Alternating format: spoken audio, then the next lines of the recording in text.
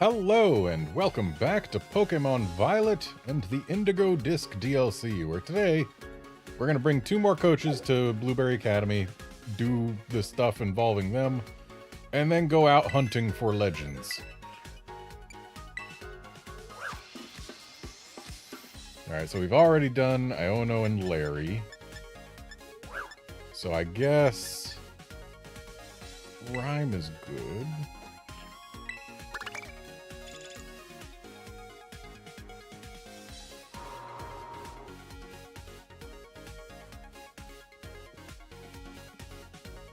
You know who it is, baby. Someone here asked for a rhyme feature, huh? Time to show you all how to unleash the spirit.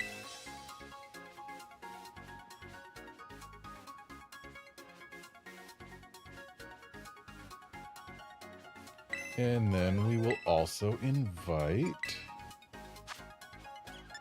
Kofu.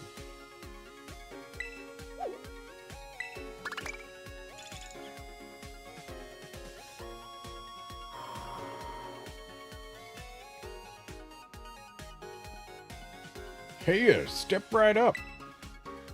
Kofu, the surging chef, here to deliver your order.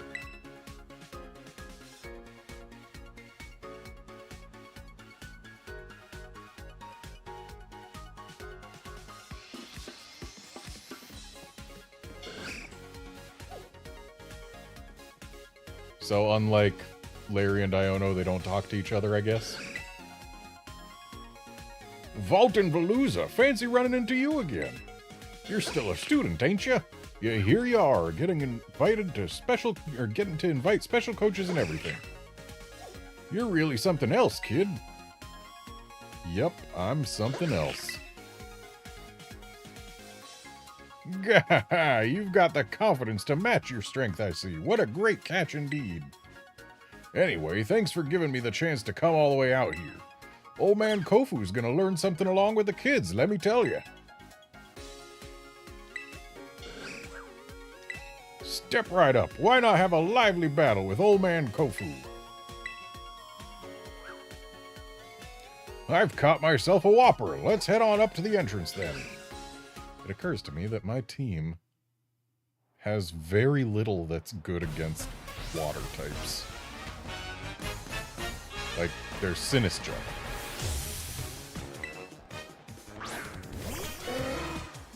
Sinistra don't help against Pelipper.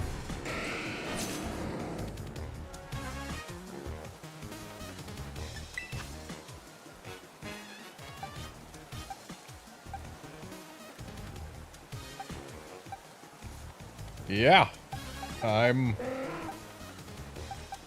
not super well off here.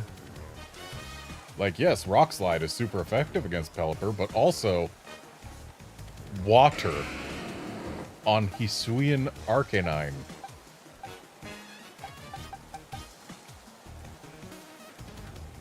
Two members of my team are weak to water. But you know what? Metagross exists. Psychic Fangs is a strong move.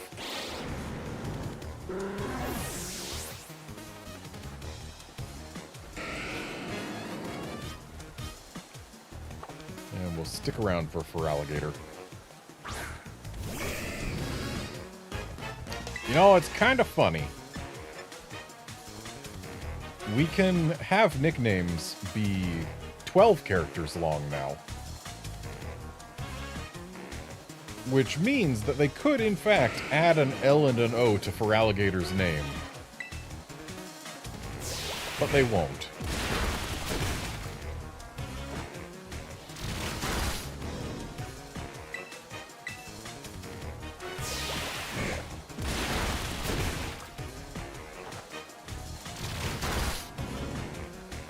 Heck, they won't even add the O. We're forever stuck with Feraligatr. Or Feraligatr.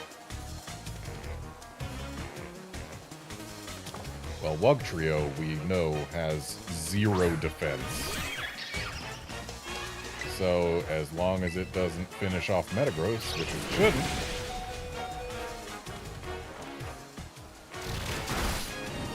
away it goes. So it is going to be time to call Metagross back.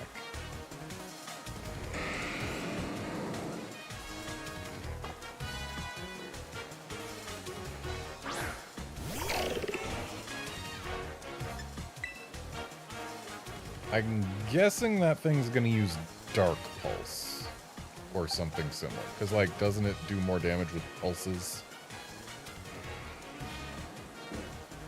If it's using Dark Pulse, Sinistra is not a good choice. It's probably not using Ice Beam, at least not right now, so Komodo should be fine.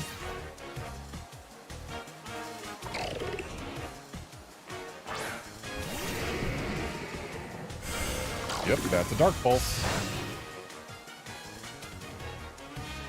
And the rain is done.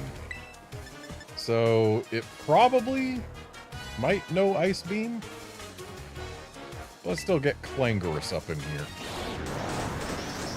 And hey, we're faster, so we're going to have more defense for whatever it's throwing at us.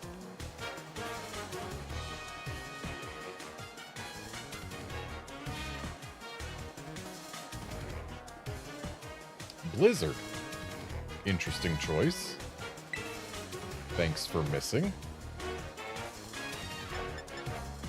And now that we've gotten all Clangorous, we can probably just Clanging Scales the entire rest of his team. Hey there, Wolfkinson.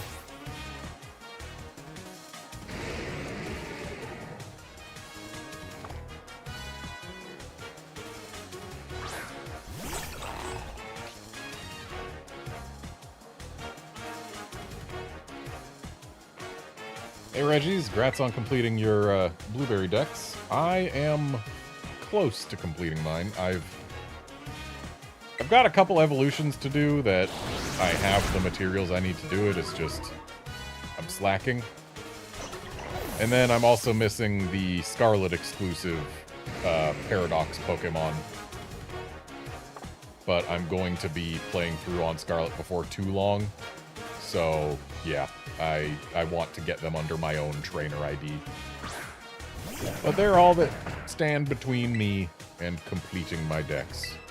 Why'd I use Aura Sphere? It's going to turn into a water type.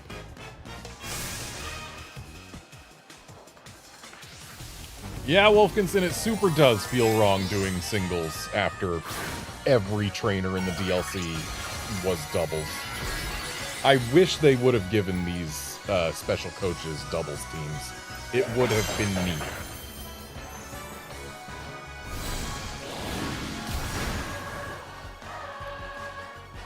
Reggies, while I do need the new Paradox Pokemon from Scarlet, again, I'm going to get them under my own trainer ID. I'm not in any rush.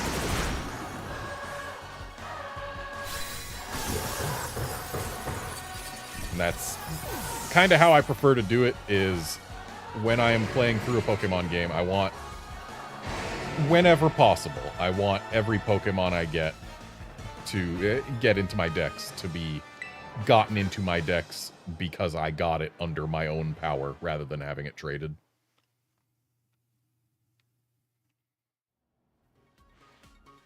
There's no stopping the force you muster. It's like watching a Magikarp swim up a waterfall. Facing young'uns like yourself helps this old man learn and grow too. Here's a little something for you. Its spice packs a real wallop, just like you, kid. Oh, hey. Those are nice. You come back to see me again now, you hear? I love the colors here at Blueberry Academy. Such clear blues, just like Cascarapa. All right, Rhyme. What's good, Garnet, my little challenger? People all around the world know who the one and only MC of RIP is. So you got a lot of nerve having me fly all the way here for a ghostly guest verse. Ha ha ha. I'm just kidding. If a champion like you calls with a nice offer, you know I'm picking up. So, you want me to treat these Blueberry kids to a lyrical lesson? I'm ready.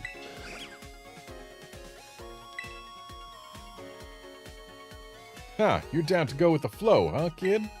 Don't worry, I'll teach them a lesson on how to battle, too. Let me hear it, Garnet. Ready to square up? Ha! You already know. Let's go head to head and soul to soul.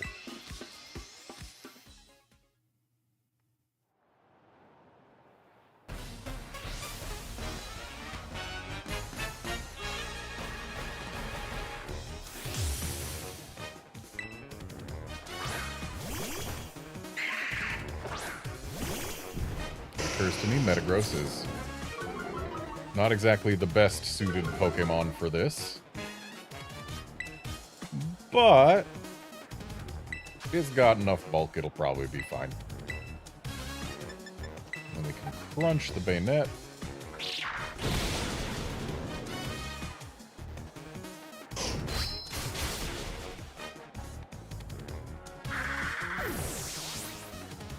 Only reason I'm using Meteor Mash on the Mimikyu is the chance of an attack boost.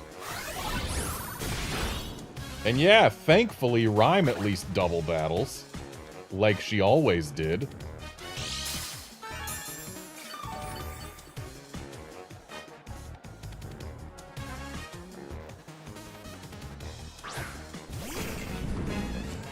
Golurk. As much as I want to get rid of Mimikyu, the Golurk is a threat to Arcanine. And to Metagross. If that thing uses Earthquake, we're in for a bad time.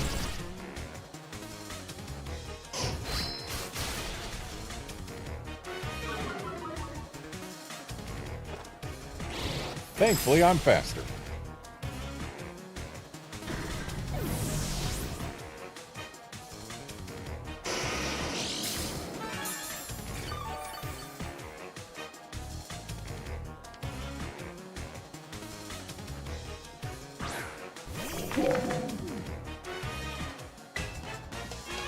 Sent Houndstone out a little early, didn't you? Let's go ahead and Meteor Mash the Mimikyu, crunch the Houndstone. Okay, I was hoping that would actually be enough to bring it down. But she's only had 2 losses so far, so Houndstone won't be as dangerous as it could be.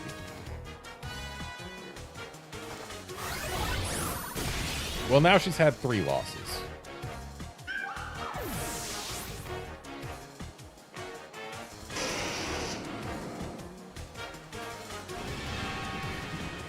Well, at least it's not using its does more damage the more things are KO'd move. Pretty sure that would have done more damage than Phantom Force, and it would have done damage this turn instead of next turn. But since we're both faster than Houndstone, I guess that means we're just attacking into Spiritomb, huh? Let's Flare Blitz it? Why not?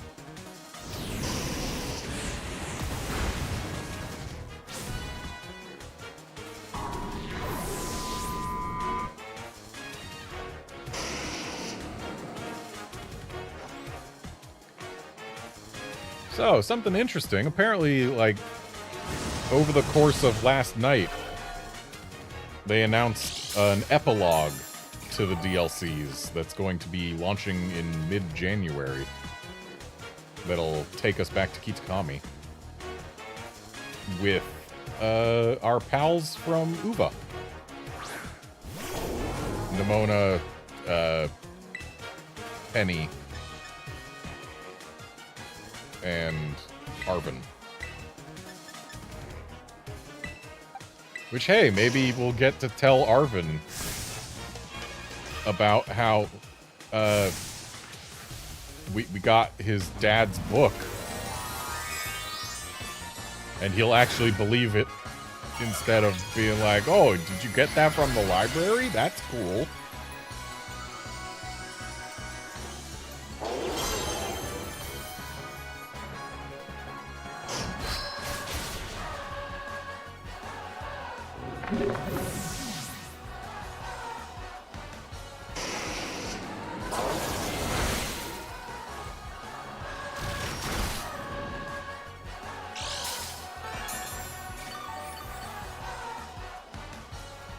That was interesting, seeing my Arcanine level up mid-turn.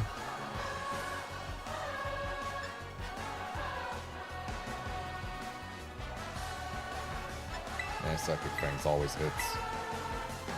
Wish I could extreme speed it, but hey, crunch also always hits.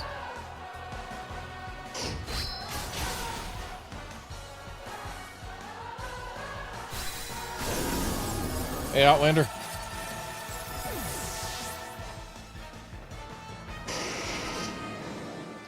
Alright, so that is today's 2 coaches dealt with.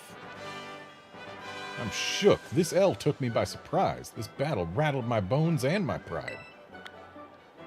Why'd it rattle your pride? I've beaten you before. Twice, even.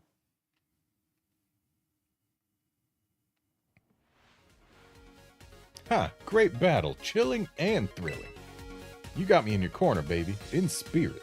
Not like I can actually tag in for you, you know? I'm gonna hook you up with a pair of kicks from my tour merch. Wear your soul on your souls. The fans go wild for those things, so treasure them to your grave. You heard my #1 single, A Visit to My Father? The lyrics for that one came to me when I was paying respects at my dad's grave. Oh. Well then. Anyway, I have some legends to go hunt, and also a couple more snacks to pick up.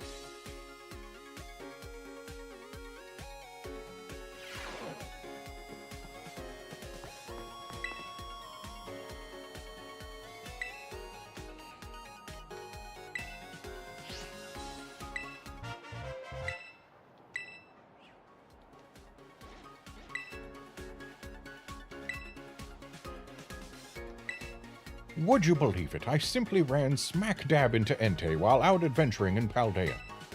You know that stretch that's dotted with mines, and everywhere you look, there's another hole?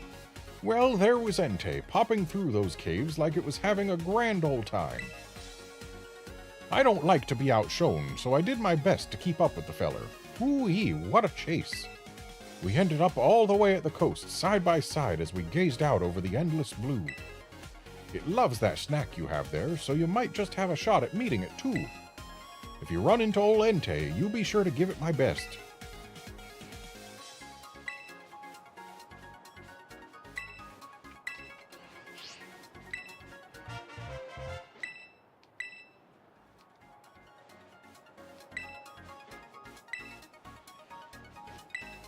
See, I saw Reshiram with my own eyes, whoops, out near somewhere. It was a town where a lot of hard-working folk live, the type that get their hands dirty. I'd climbed up to a nice height to look out upon all their hard work carved into the landscape. I was just remarking to myself what a fine show of effort it was when I seemed to feel a presence behind me, and when I turned, bam! There was Reshiram right at my shoulder. I figure it must like a good old-fashioned hard work, too. A good old-fashioned hard work? I added an A in there. Good job, me.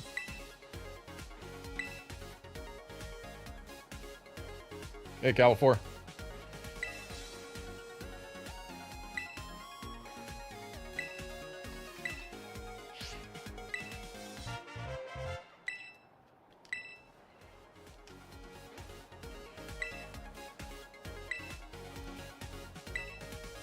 I was doing a bit of mountain climbing, hauling myself up some mighty steep Paldean cliffs. When I made it up to the top, now that was the kind of sight a man lives for. I looked down over the edge into a sea of white mist, unbroken as far as the eye could see. There was something truly mystical about it all. And what came bursting right out of that dense fog but old Rayquaza, like a cork out of a bottle. I nearly fell back down the mountain in shock. So, Rayquaza's on the rim of the Great Crater, huh?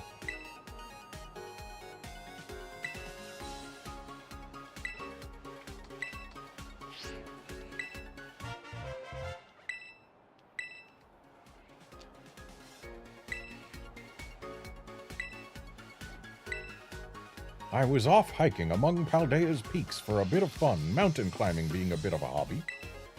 I was trekking up and up those snowy hillsides, and I figured I must have been nearly to the summit when I came across some ruins.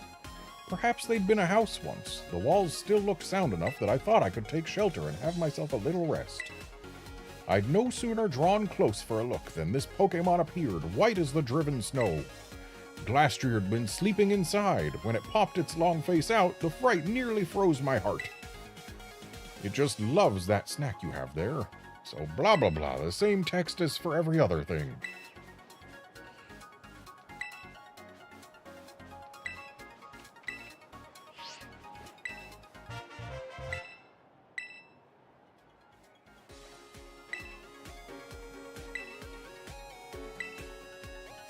Yes, there was a day me and old Raikou went racing up a mountain together.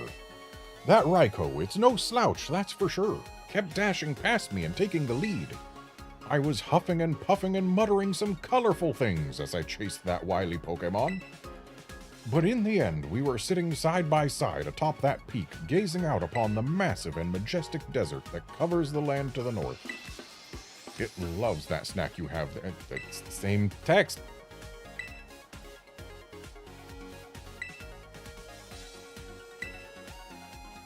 Oh. Guess I'm not done doing group quests.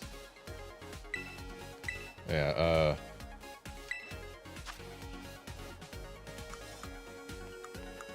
where did the snacks live? Okay, they're in special. I wonder, which snacks am I missing? I mean, I know I'm only missing group, or, group thingy snacks.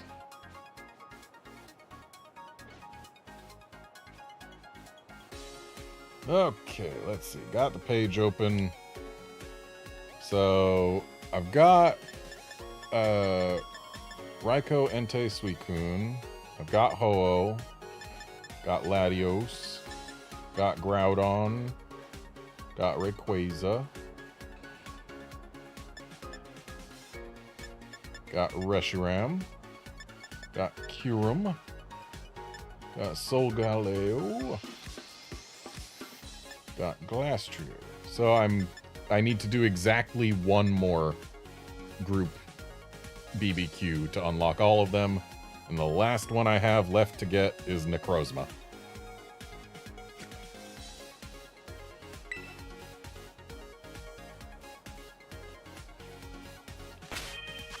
And for the legendary capturing, I've prepared this. Good old Spore Swiper. Taking Sinistcha out because hospitality doesn't exactly help when you're doing single battles against legendaries that you're trying to capture. And I'll start with the ones that I put on the thumbnail. So let's actually get reminders of where Kyogre and Groudon live.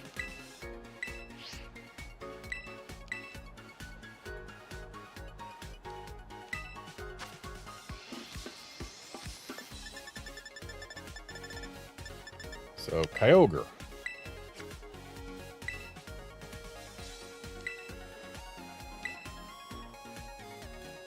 I was on another one of my adventures around Paldea when I spotted these odd rocks in the sea.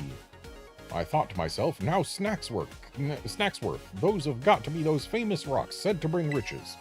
So I figured I might as well squeeze my eyes shut real tight and make a wish on them. After a few seconds, I opened my eyes, and what should appear in front of those rocks but Kyogre? Just big and blue and brazen as you please. Now that was a shocking day, make no mistake. Okay, so strange rocks in the sea. I know like 2 places around Paldea where that might be. And how about Groudon?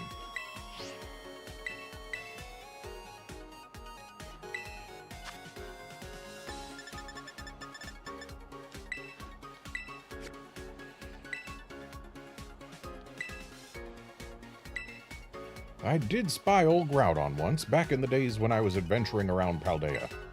You know the huge cave system under that one town? I never can remember the name. So it's the caves under Alfornata is where Groudon lives, right? Anyway, the name don't matter, except to say that that's the place where I saw that feller. I thought to myself, well, if that ain't Groudon, and I gave a big wave of my arms to say hello. What else are you supposed to do when faced with the continent Pokemon, I asked you? So anyway, I did that, and then it showed me its huge fearsome claws. That it did. It loves that snack you have there, so you might just have a shot at meeting it too. I feel like Groudon is the only Pokemon that Snacksworth actually gives any respect in his stories. Like, addressing it by its title, waving hello to it because it's the proper thing to do.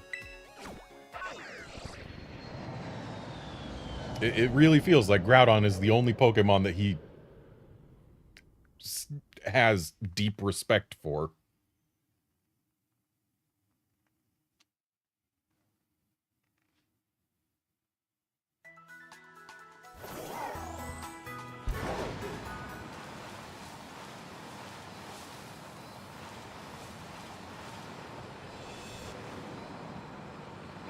Okay, so Groudon's in here somewhere.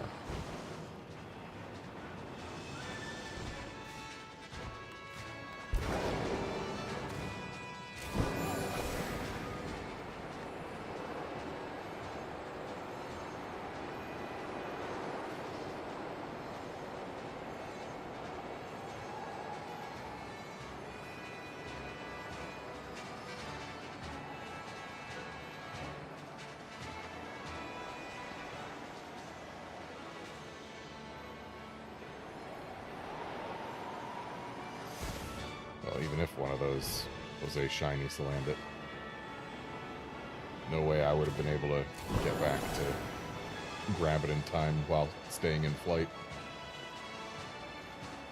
I don't think there were any shinies. None of them looked dramatically white enough. So, does just having a snack make a legendary appear, or do I need to, like, do something? I imagine I just have to get to a specific spot.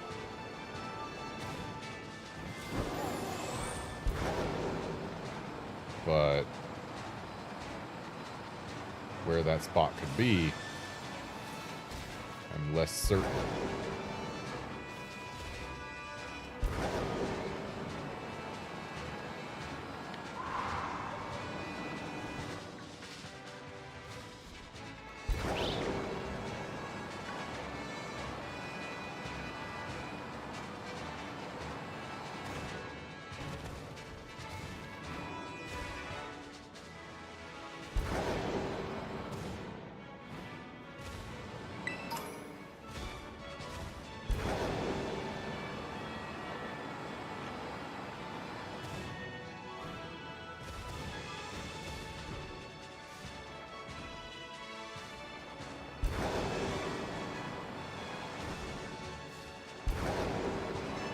Kind of hoping that Groudon would just be in the area and I could, like, see it from a distance.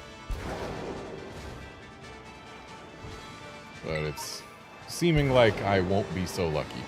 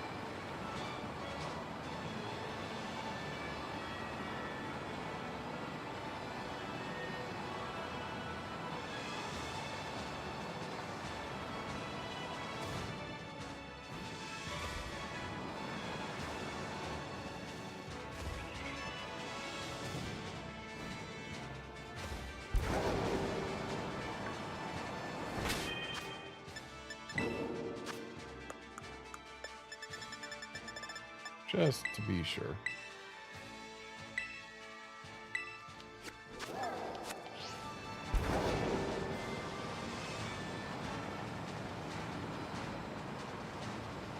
Okay, well, we seem to have gone all the way through that cave system.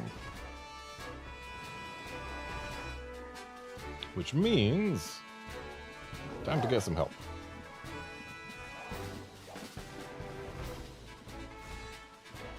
Southeast of the wild Terra Umbreon.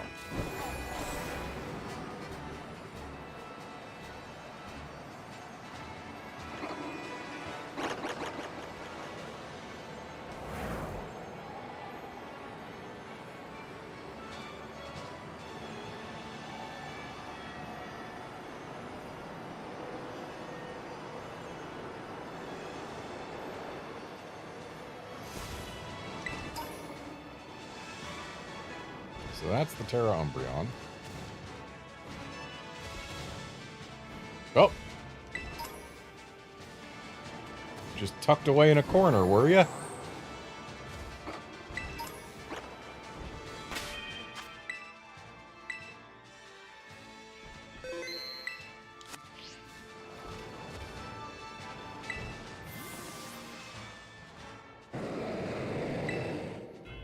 Behold, a creature no larger than a Celtus.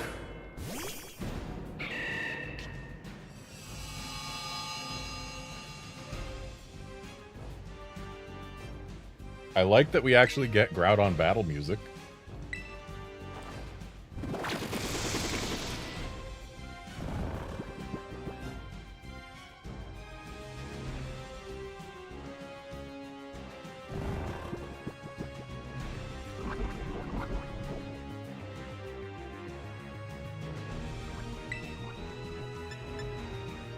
And it should be able to survive a Seed Bomb. Breloom's not that strong. Okay, I was wrong. So it fled somewhere. If I were to, say, go rest at a Pokemon Center, would it be back? If not, I'll go ahead and close the game and open it back up.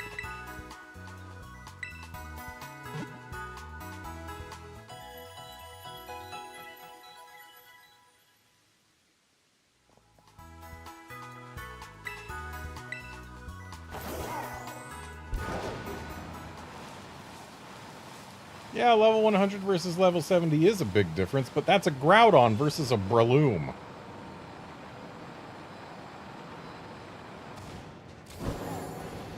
I'm sorry for having faith in Groudon.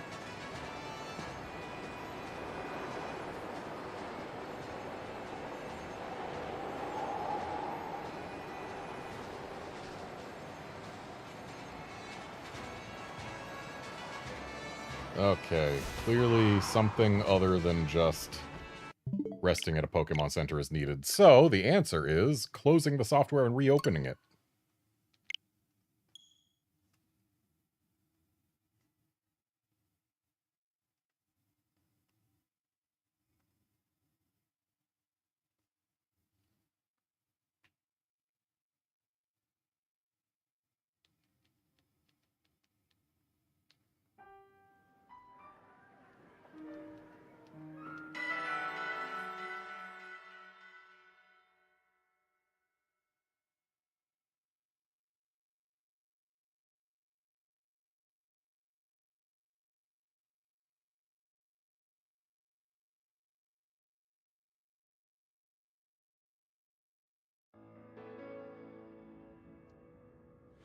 Hey, look, Groudon's back.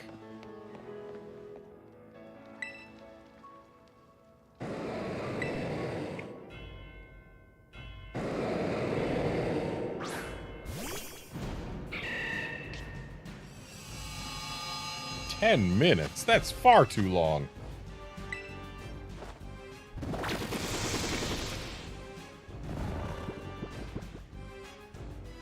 Though, knowing that it's 10 minutes, we can just go get other legendaries if it happens again.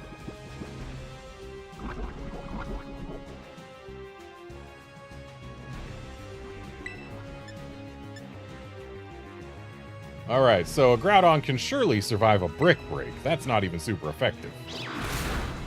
Yeah.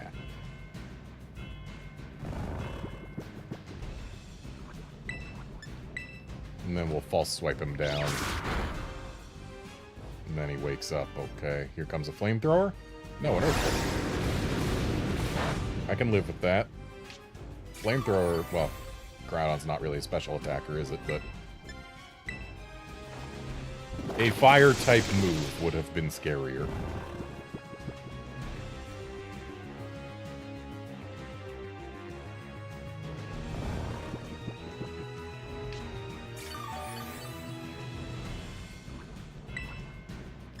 And another false swipe will do us.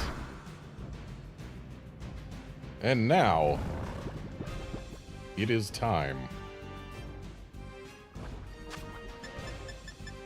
I do have 7 Master Balls to use because the item printer has been kind to me. But we gotta have some challenge.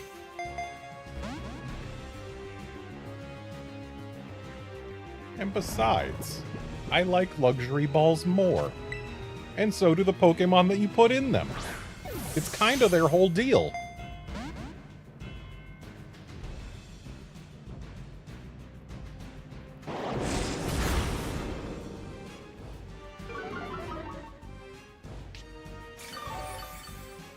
Well, now we know 2 of its moves.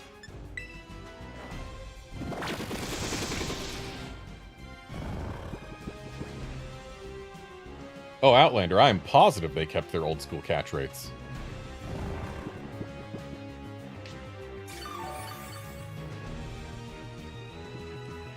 And something you gotta remember about catch rates, it's not 3 out of 255 is the chance to catch them. It's each shake of the ball uses 3 as its target number. Well, or at least as a multiplier for things.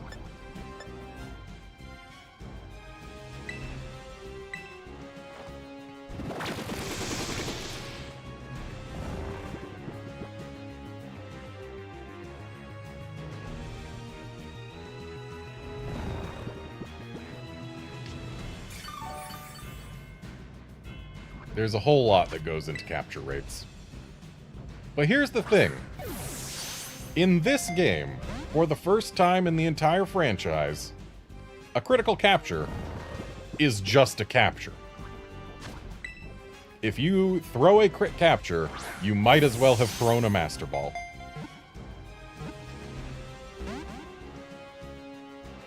And sure, the chances of crit capture on something that isn't in your decks yet, and these things don't even go in any dexes, so there's that. The chances of a crit capture aren't incredible, but they're there. So, we have an out.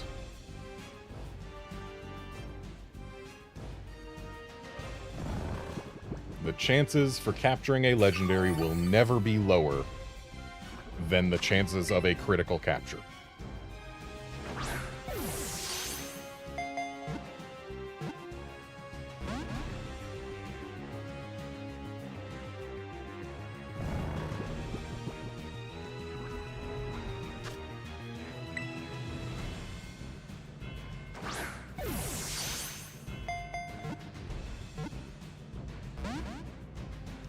Yeah. All previous games where crit captures existed, a crit capture... Ooh, Fissure. Thankfully, Fissure doesn't work on Pokemon that are higher level than the user. So we have literally nothing to fear from that move. But yeah, in previous games, critical captures, instead of just being an automatic capture, would get rid of 3 of the 4 checks for capture. So instead of needing to hit the...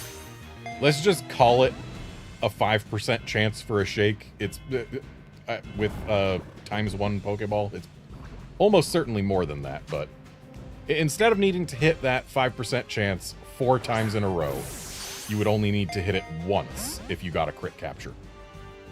But the thing is, getting a crit capture was not a high chance, and even then, only X% of your crit captures would actually succeed on that one shake and thus get a capture. But it always sucked to get a crit capture and have it not actually capture the thing, which I'm pretty sure is exactly what Game Freak was thinking when they decided to finally make it so a crit capture is just a capture. Full stop.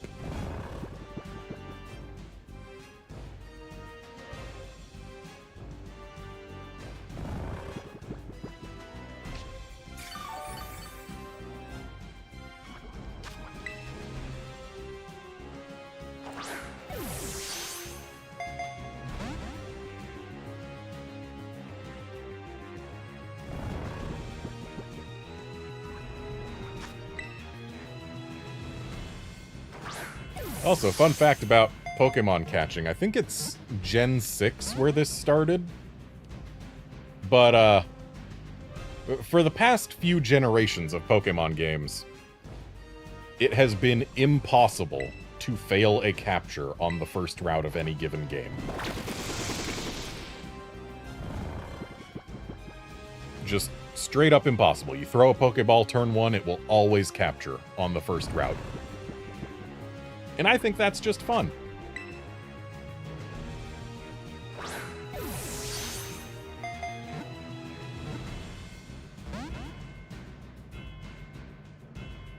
Hey, 3.1% chance to catch this Groudon on any given luxury ball is great. I've been hitting chances lower than that on the item printer all day yesterday.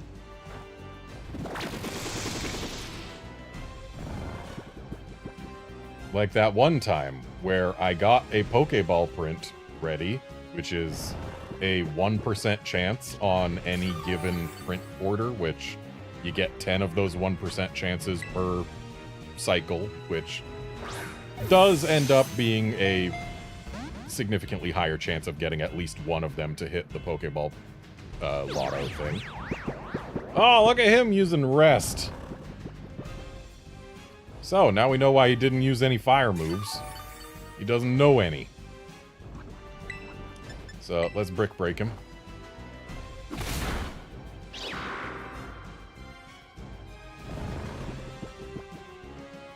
But, yeah, trigger a Pokeball print. And then I got 2 Master Balls out of that Pokeball print. In a row, like, back to back on the list. Each Master Ball is a 0.75% chance on top of the 1% chance of even triggering a Pokeball print. So yeah, I've been getting lower odds things than catching this Groudon.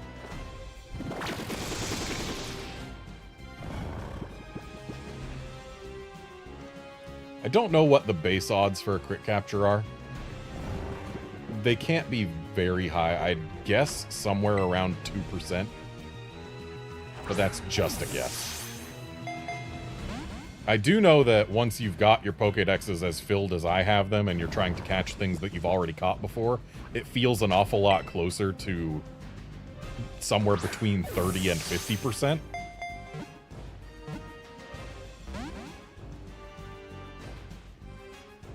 Don't rest. Okay, as long as this guy doesn't use rest, we're fine.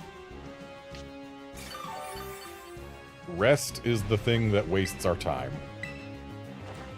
That said, I am running low on spores.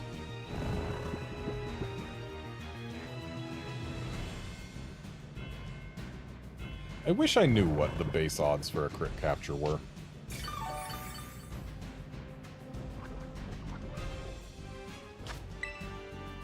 Because that's one thing that, like, I'm not a mathematician, but calculating odds of things is fun to me. I enjoy knowing the odds. And being able to calculate the exact odds of something occurring, or more often, the exact odds of something not occurring, because that tends to be easier to work with. It's fun. I wonder how many Lux Balls I've thrown so far. I haven't been keeping track.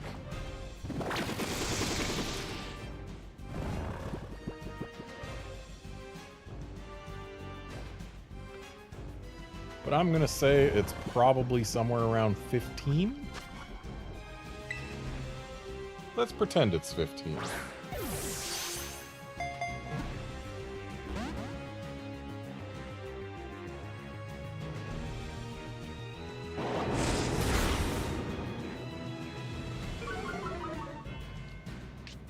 If I have thrown 15 Lux Balls, my chances of not having caught Groudon by now are 62%.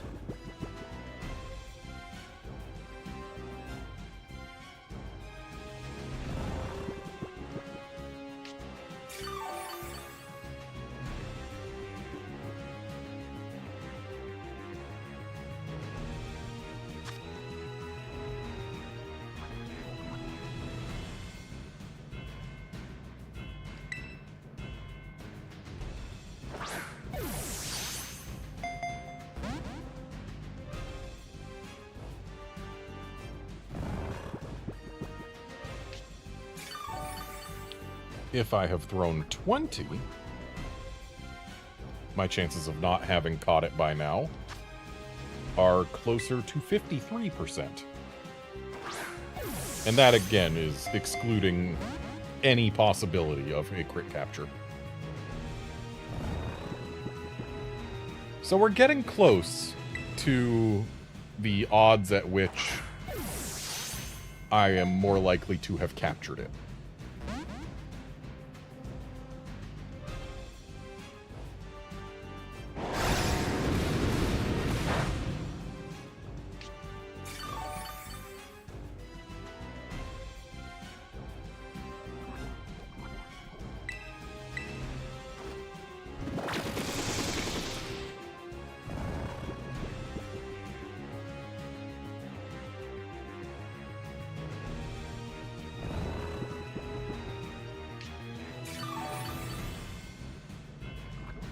So this next ball I throw, if it's my 22nd, well, whatever. 22 balls is the point at which I am more likely to have captured the Groudon than not.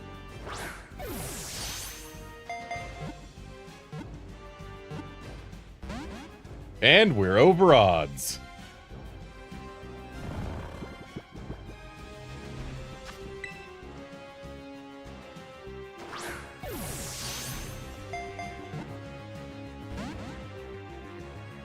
Though it is fitting that that was, I think, the first time we saw 3 shapes.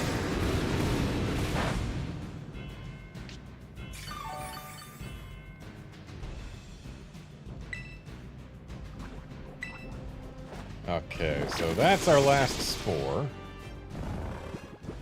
Which means if it wakes up again, I'm gonna use a ether or something.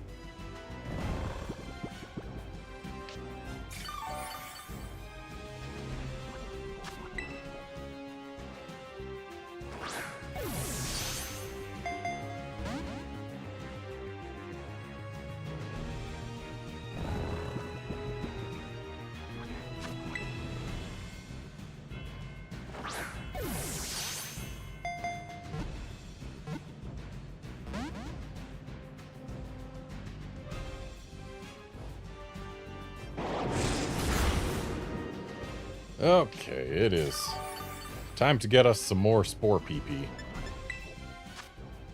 I was kind of hoping we'd have him caught before then. I think I'll have enough ethers, though.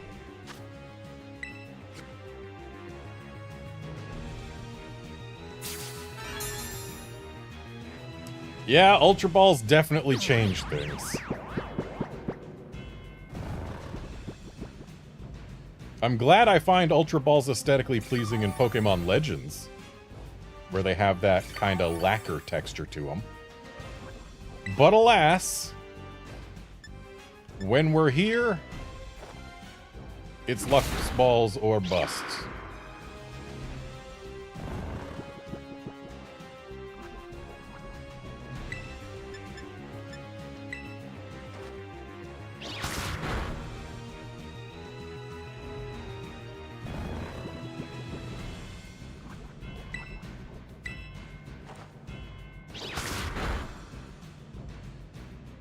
don't rest.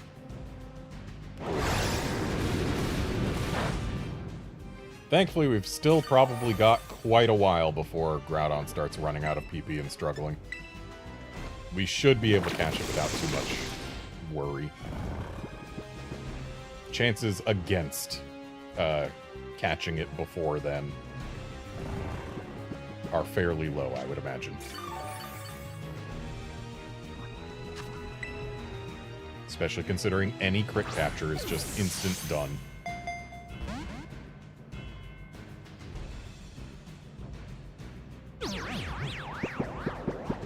It really bugs me when Groudon sleeps for exactly one turn only to rest when it wakes up. But then again, I guess if you don't sleep very long, that's when you need rest the most, right? So really, this Groudon is just being true to its needs.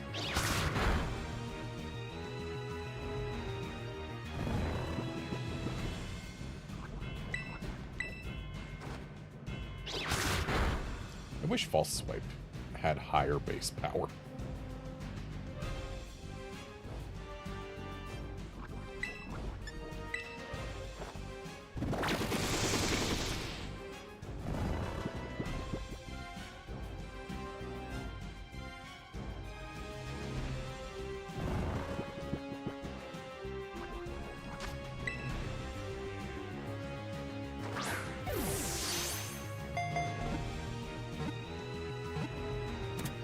Got him.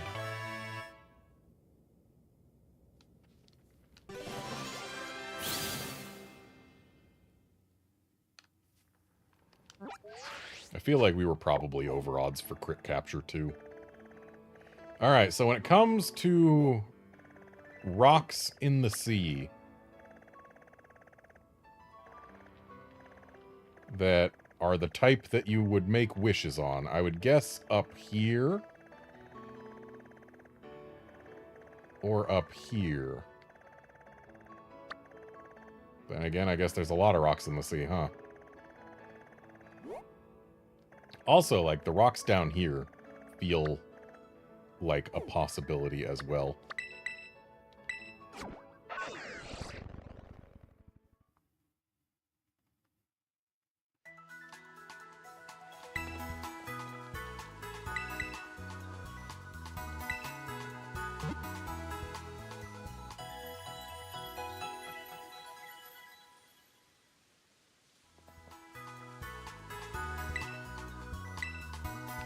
So, I think it's time to go over my opinions on Pokeballs.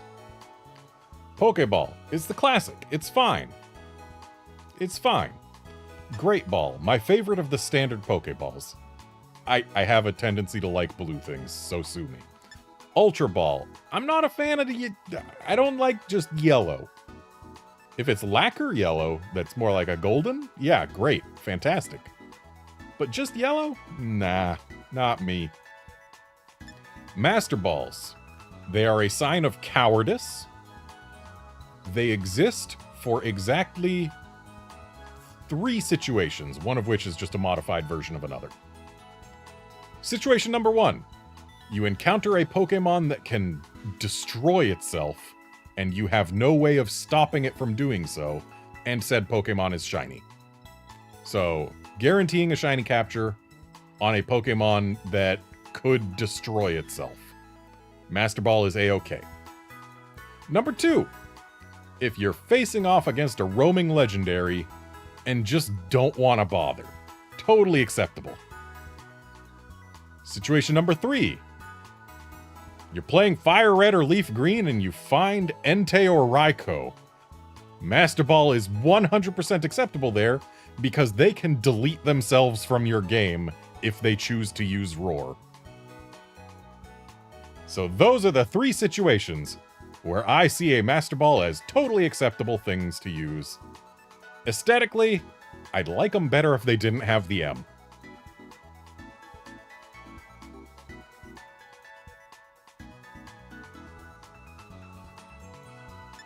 Premier Balls. They're alright. I mean, there's definitely situations where I like them. But the thing is, I'd like them more if the little line across the middle was basically any color other than red. I don't think it looks right.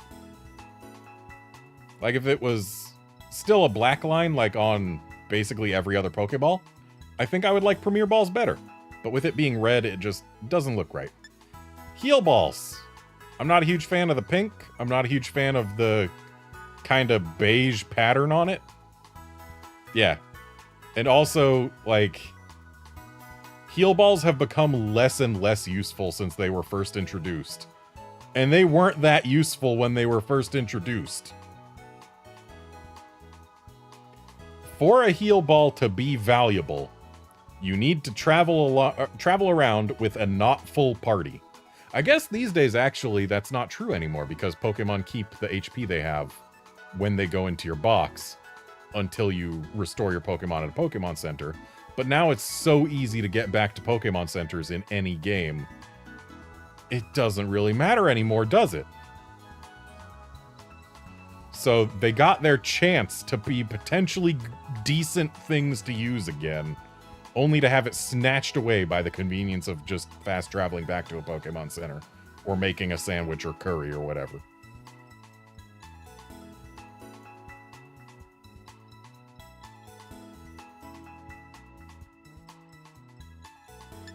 Net balls. I actually like these. I mean, it helps that that teal color that they have going on is one of my favorite colors. It's actually pretty close to my favorite color. The net pattern, not the biggest fan, but I mean, it doesn't look bad on it. Net balls are pretty cool. Nest balls. I'd like it better if it didn't have the brown. I just don't care for brown on my Pokeballs. Dive balls. Those are pretty nice. I do not mind a dive ball. Dusk balls. Oh, I've got mixed feelings on these. Like, they're really useful. They're good Pokeballs. I don't like the orange. Orange is like my least favorite color. Get rid of the orange. Also, the visual effect of things coming out of Dusk Balls has been very hit and miss for me across the generations. There's some generations where I think, yeah, that's really great for a ghost type. Shame the ball's color doesn't match ghost types. And other times where it's like, that just doesn't look good at all.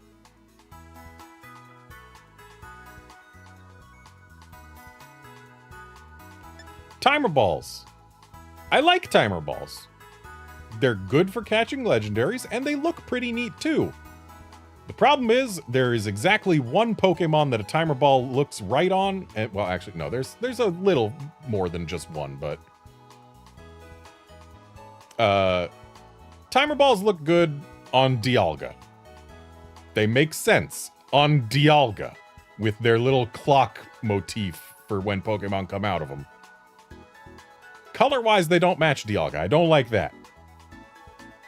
And then, like, some especially mechanical-looking Pokemon, timer balls can work for, because, like, clocks use gears and stuff. So, go ahead, put a Klinklang in a timer ball.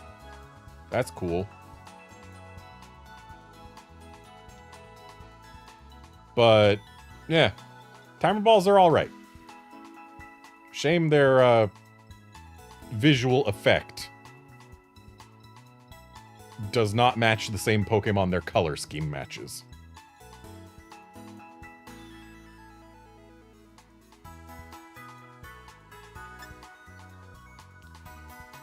Quick balls. They are too good. Too good. That's why I use them so much. They are too good. Aesthetically, I do not care for them. But they are just too good, and that overwrites it. If they were less good, I would be happy to throw them all in the trash. But they are too good. The only Pokeballs that match a Quick Ball are Timer Balls in late turns, Dusk Balls at night, and Dive and Net Balls against aquatic and aquatic or bug Pokemon. Nothing else is even close to as effective. They are too good. Repeat balls. They look alright.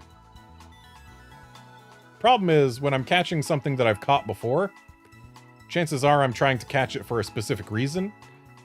And when that is happening, a repeat ball is not the type of ball I want to put a Pokemon in. So, sucks to be repeat balls. Luxury balls I love. I do not think they are perfect. Honestly, I would like them better if they didn't have the red stripe on top.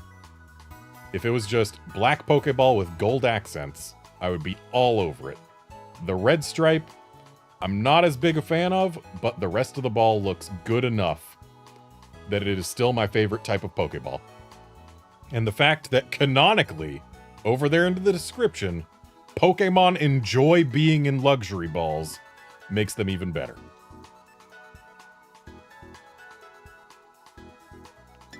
Fastball. I don't like it. Don't like it at all. It's orange with yellow. And like, is that a Pikachu tail? It's hard to tell in the icon, but I think it's like a Pikachu tail icon or a lightning bolt. But either way, I don't like it. Not a fan of oranges. I'm also not a fan of yellows unless they are metallic, in which case gold looks nice. Friend ball. This is a good ball. I like friend balls. They look nice.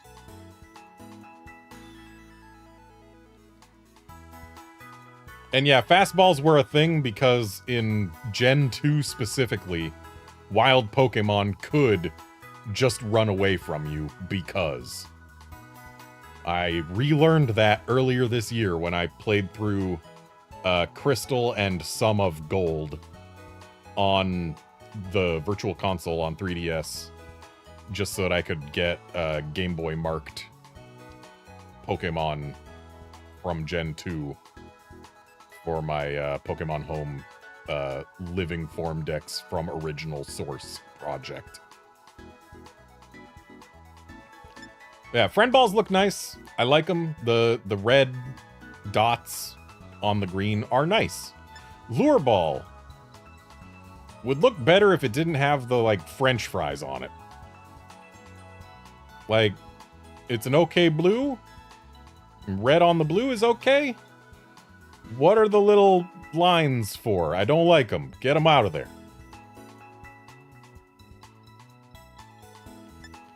Level ball. I don't care for this. Not in concept, not in design. I don't care for the level ball. It's better than the fastball, aesthetically. Like, aesthetically, it's decently okay. I'm just not a big fan of it. It doesn't move the needle into that's a good ball. Heavy ball. I like the heavy ball. It looks nice. The gray with the little blue orbs on it. It looks nice. Though, like, actually, yeah, heavy balls in their modern incarnation do look better than the versions we got in Pokemon Legends. I will say that. Pokemon Legends heavy balls, like, they're okay. I think they have a little too much in terms of, like, texture on them. Yeah, heavy ball. Heavy ball's a good ball. Love ball. I don't really care for it. Like, the deeper pink of the ball itself is nice. I don't need to have a heart printed on the ball. Like, I don't usually like Pokeballs that have an icon printed on them. Pokeballs with a pattern on them, fine. Pokeballs with an icon on them, I don't care for it. Though Love Balls do have the hilarious distinction of working in the opposite way than they said they would when they were introduced. In Gen 2, if you used a Love Ball, it was actually more effective when catching Pokemon of the same gender as your own Pokemon.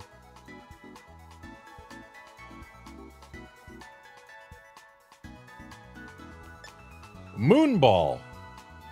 Okay, I know I said I don't really care for icons on Pokeballs, and honestly, I think this one would be improved without the icon. But the half gray, half blue on it, that's a good Pokeball. It's a good Pokeball. And, like, at least the moon doesn't have a thick outline to it like the heart on the Love Ball. So, like, Moonball's better than Love Ball. It's a pretty nice ball. Again, I think it would be improved without the actual moon icon on it. Dream Ball. Like, it's supposed to be referential to Muna colors. Because Muna, dreams, blah. It's... I don't care for it. Sport Ball. What if we took a Pokeball and put a Pokeball on the Pokeball so that you could Pokeball while you Pokeball? Again, as far as Pokeballs with icons on them go, this icon's alright. It doesn't have a thick border or anything. It's just there. But putting a Pokeball on a Pokeball is just dumb. And I kind of appreciate how dumb it is.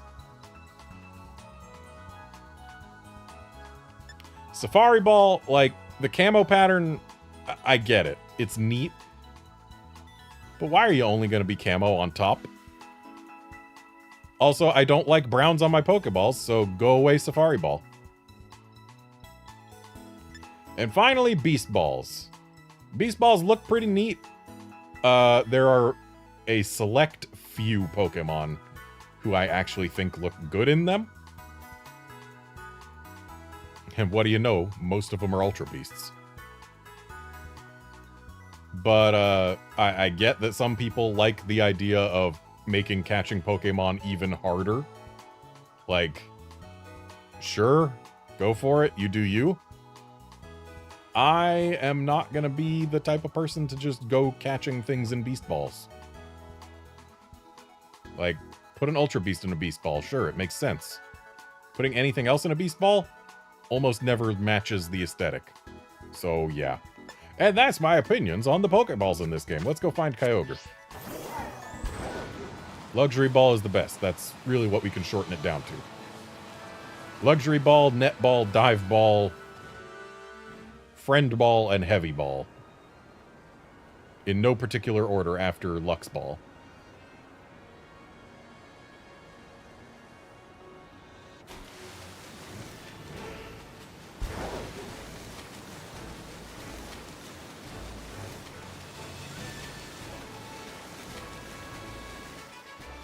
Alright, so it seems these are not Kyogre's Happy Wish rocks.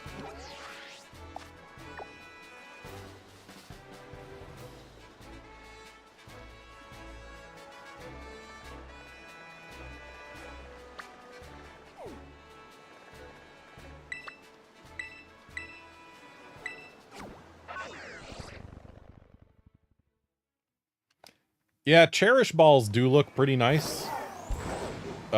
Most Pokemon that they put in Cherish Balls, I don't think match the ball. But as far as it being the ball that says this is an event Pokemon goes, like, yeah, it's a good ball for it.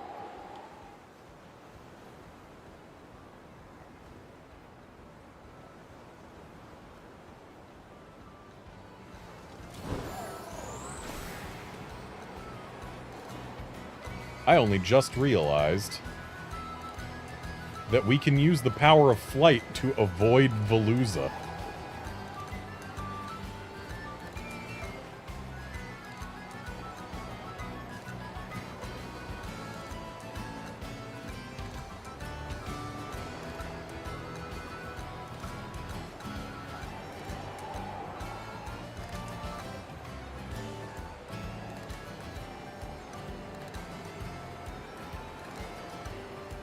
I have discovered a new thing that I dislike about flight in this game. As if I didn't have enough already. The default angle at which you fly if you do not touch the stick is slightly downward. We already have gliding game. If we're gonna be flying, like actually flying, powered flight. Make the default angle be level with the ground, please. I don't want to have to occasionally pull up every few seconds to not lose altitude.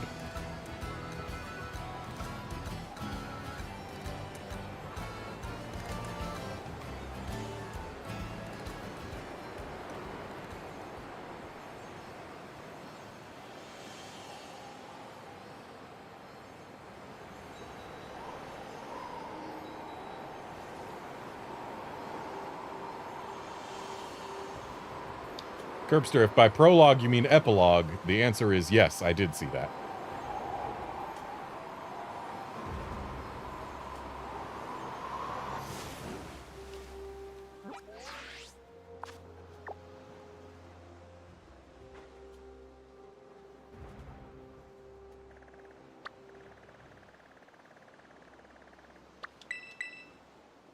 Oh, Gracia stones. That seems like the types of rocks you would make a wish on, doesn't it?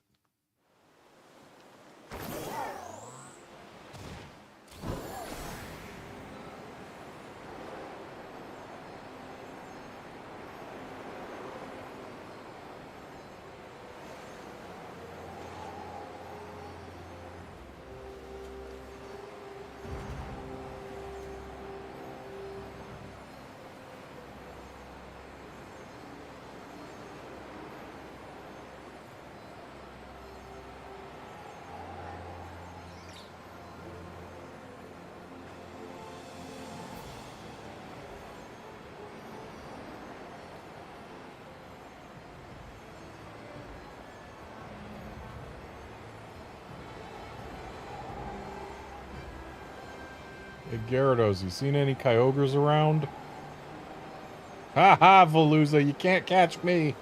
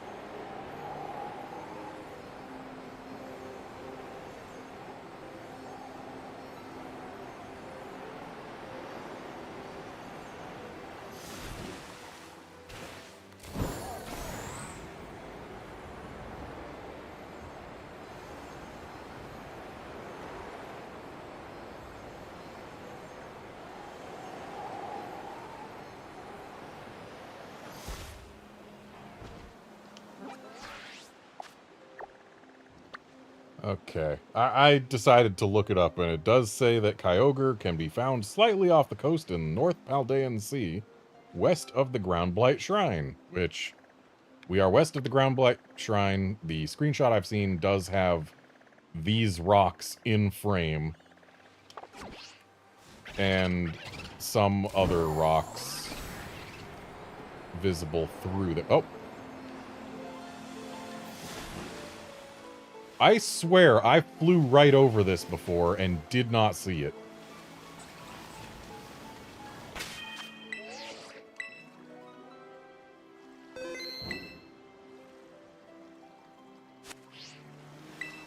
Alright, we made it through the Veluzas.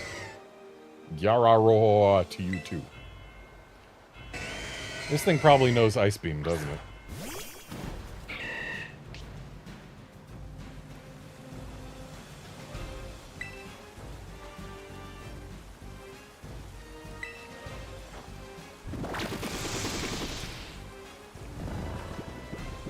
Now, Groudon, I believe, is more physically defensive than Kyogre. Which means I will not use Seed Bomb.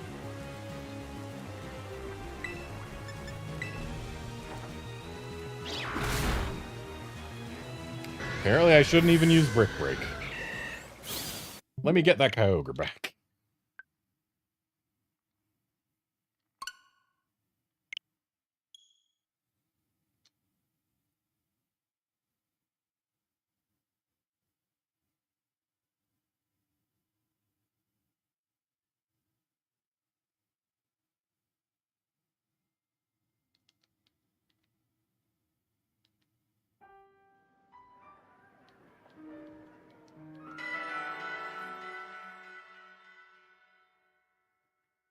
Outlander, are you trying to tell me that Heatran does not say Gwogabo Gwobobobo?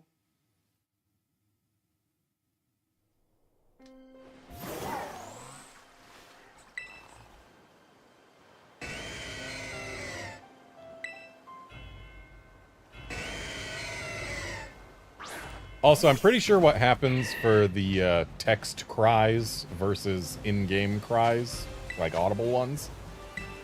Yeah, I'm pretty sure that's because they are just straight up transliterating the Japanese interpretations of the cries. So it's going through the way the Japanese ear hears and transcribes onomatopoeias, and then just being taken straight from that into English text, pretty much.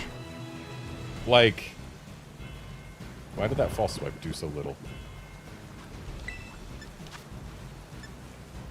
Okay, because it's got significantly less power than Brick Break under Stab. Stab Brick Break, that is over 100 base power, so yeah, that should be doing not quite triple false swipe, but close enough. Though I think this Kyogre might have had higher defense. It might have survived a Brick Break.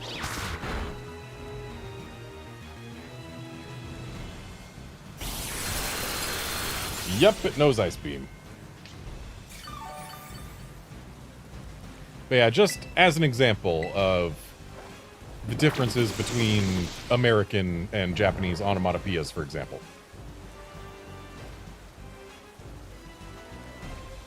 In English, we say roosters go cock-a-doodle-doo. In Japanese, they say they go koke-koko. Like, it's got the same cadence. But it's clearly very different sounds. And then, like, frogs, they're croak, which we say they go ribbit. But in Japan, they go kiro. Kiro.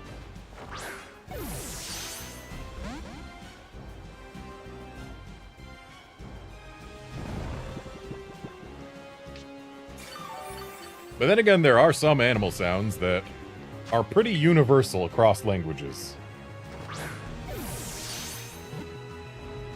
Like, take cats. Every language, it's either meow or nya or mao. They're all pretty similar.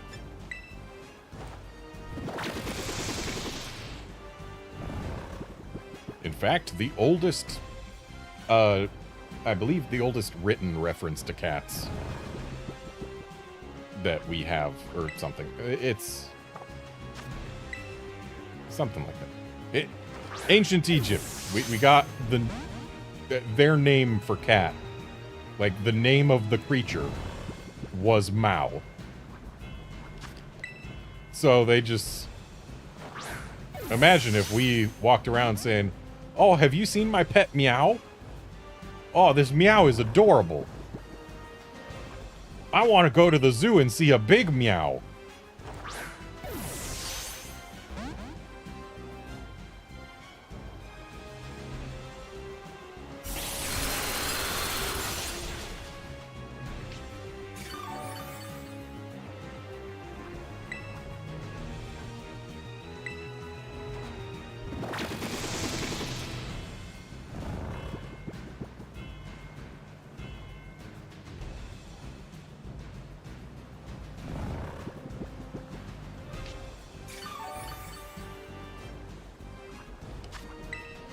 Yeah, just imagine if we named our animals with the onomatopoeia that we say for the sounds that they vocalize.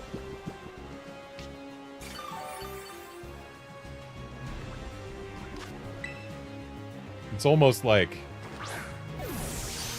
the childish way of doing things, like, "Oh, I want to go to the zoo and see the ukooks."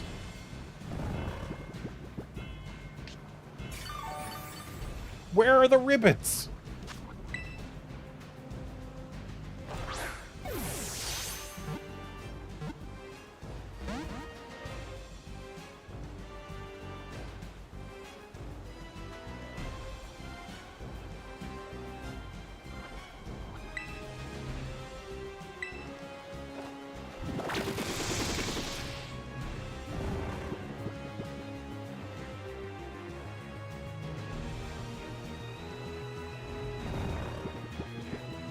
You know, I can kind of imagine that in a situation where we named animals for the sound that they make whenever possible, the kookaburra would probably have a relatively similar name.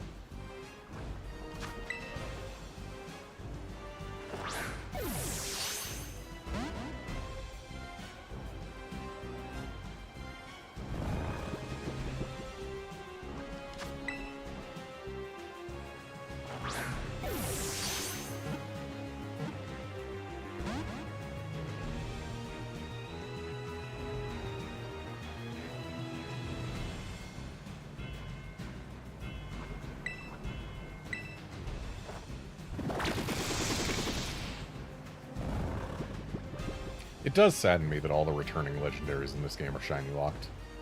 Like, I don't really care for shiny Kyogre. I much prefer the standard colors. Though that changes when we talk about origin form Kyogre. The fact that origin Kyogre and Groudon go pure black, it's neat.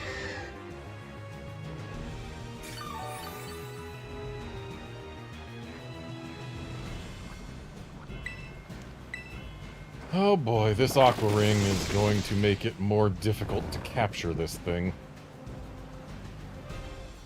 It will lower our odds and require relatively frequent upkeep of low HP.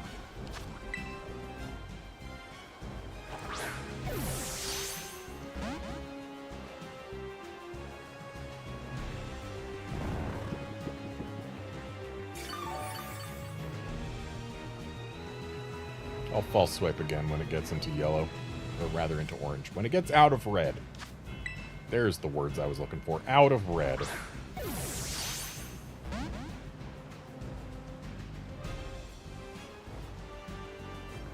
Buddy, you've already got an Aqua Ring. An Aqua Ring just lasts forever, doesn't it? It'll never end.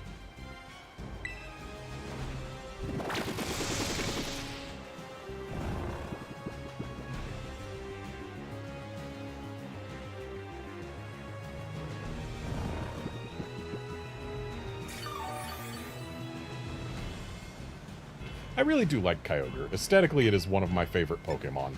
Just full stop. Love Kyogre. Great design. Orca, but blue and with big arms. I like it. And the red accents are nice, too. This is just a good Pokemon. I like Kyogre.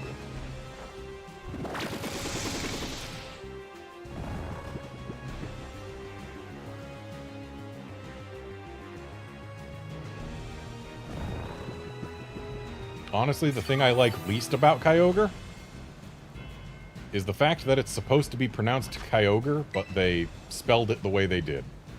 Like, yeah, I get it. They're transliterating the Japanese name. They do that for too many legendaries, to be honest. But, like, in Japanese it was Kyogre. Which, yeah, okay. We don't pronounce this Kai Ogre. At least we wouldn't. Unless there was a space or an apostrophe between the Y and the O. The way that this name should be pronounced in English, based on how it is spelled, is Kyogre. Which is how I pronounced it for a long time, until I got Pokédex 3D Pro, which has the official pronunciations of all Pokemon up through Gen 5. And it's Kyogre. Officially Kyogre. And it bugs me when things aren't pronounced the way they're spelled.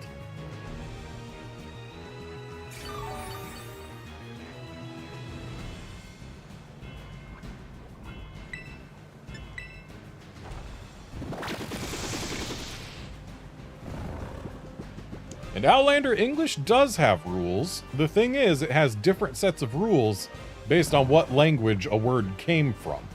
And those sets of rules tend to also apply to the spelling of the word. And yet here, this word that came from Japanese is not spelled like how we would spell words that come from Japanese. Like, if we were just transliterating it from Japanese, the default would be K-A-I-O-G-R-E for Kyogre. But alas, we have not done it that way, and I'm going to false swipe before I spore this time, just to not waste spore turns.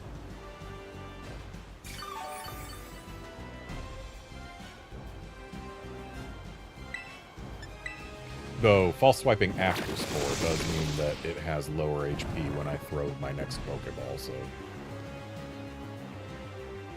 there's merits to either side.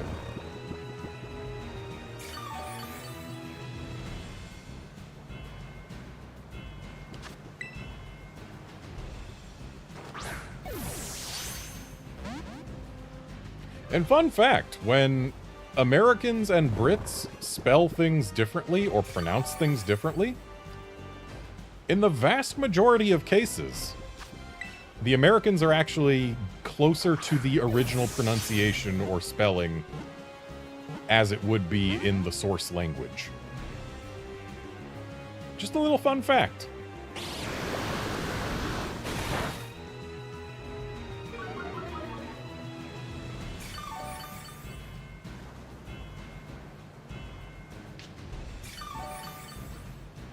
Though a lot of the differences in spelling are attributable to one Noah Webster making his dictionary and saying, you know what, things should be spelled the way they sound, dang it. If you can't hear a letter in it, maybe that letter doesn't deserve to be there. Which is why we dropped a whole heck of a lot of U's. It's also why us Americans use the Z more often.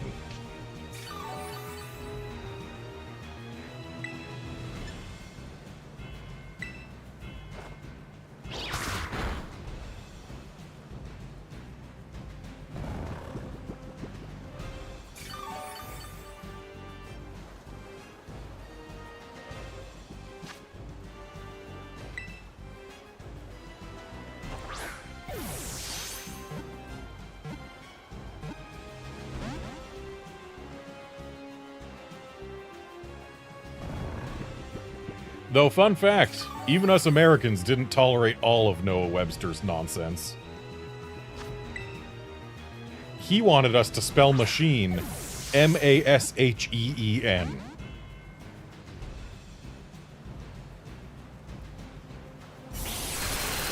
So we were like, no, don't do that. Let's spell it like the French do because it's a French word.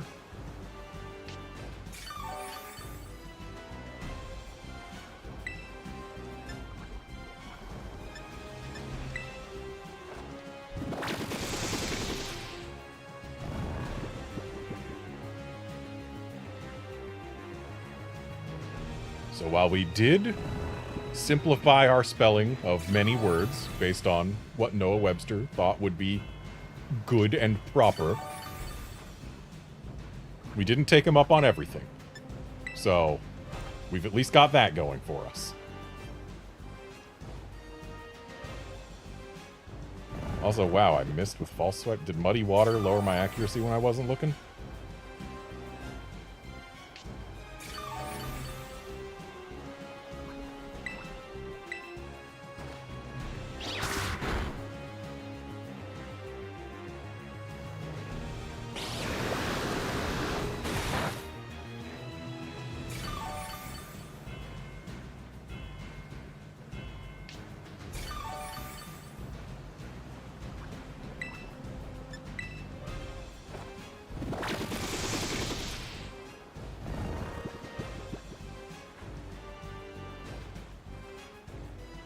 Yeah, unfortunately, the problem with having a language that's spoken in as many countries as English is, it is so very difficult to get everyone to agree on a unified standard.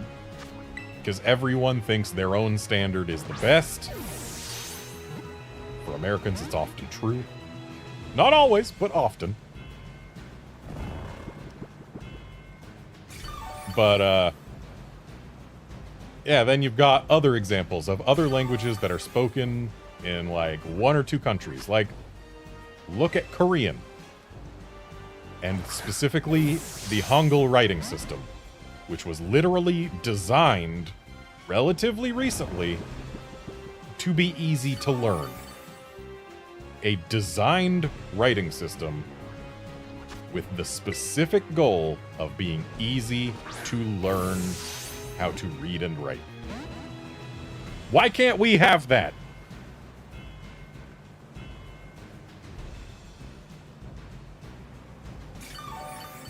English is certainly one of the more difficult languages to learn to read and write in.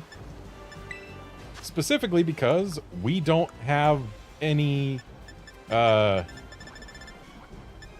consistency with our letters. There's no guaranteed consistency that any given thing will be pronounced the same in every word. Whereas Hangul, to my understanding, I have not personally learned it, but to my understanding, the goal is for each of their glyphs to at least somewhat represent what your mouth is doing when you make the sound it represents. Which, hey, that's pretty cool. It's a cool idea. Why don't we have a glyph, like a glyph for any given sound? The answer is we do. It's called the International Phonetic Alphabet. The question then is, why don't we use it? And the answer there is because, well, it's more than 26 letters. And, like, I learned IPA for a speech and diction course that I took in college. Because you need to be... Oh, quick capture. You need to be able to, when you're discussing diction, you need to be able to discuss, like, the specific sounds that you are making. Which means that you need a way to represent the specific sounds that you're making. Like, if you're telling someone, hey, hang on a sec, you're actually making this sound, not that sound, you need to be able to have a way to represent to them the thing that they are doing wrong or the thing that they're doing right.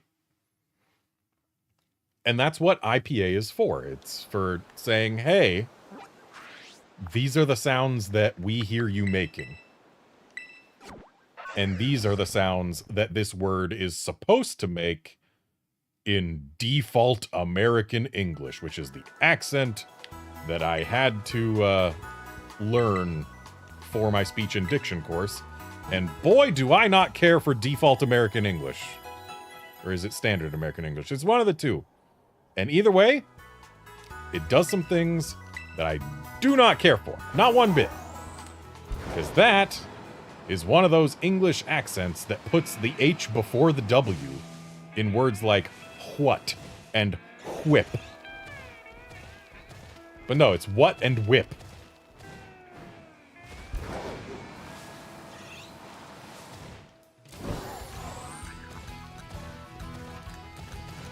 And it's also one of those accents where you have to be careful when you're pronouncing words like mew. Not new. Mew. Excuse me while I go read the news. What does the news say is going to happen today? Oh, they say there's going to be some whipping rain. And, like, I cannot take it seriously. You can already hear that I cannot take that seriously. Given that I put on a silly posh accent. Which I feel might be offensive to people who speak with accents relatively similar to that. I do apologize. It's just, I'm American. It's what we do. When something has to sound posh, we put on our worst British accents. that probably sound nothing like any real people anywhere. But dang it, they sound like what we grew up with in our American TV shows.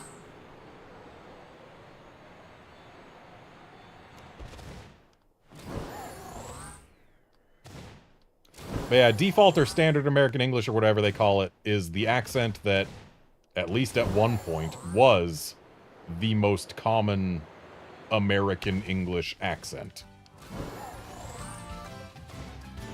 And it's one that can be understood in any part of America. That much is important. I mean, most English... well, yeah, most English accents, and especially most American English accents, can be understood all across America.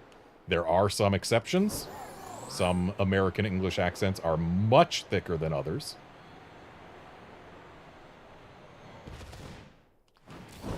But, yeah, if you speak in standard or default American English, I forget which one it is. They're both things. And one of them is the one I speak normally, basically. And the other is the one that uses whip and mew. Which bugs me, because, like, yeah, one is standard and one is default. Those mean the same thing!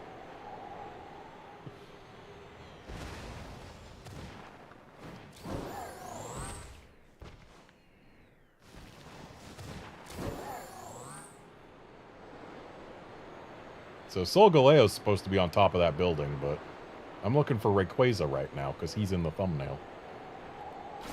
And I just remembered I can fly.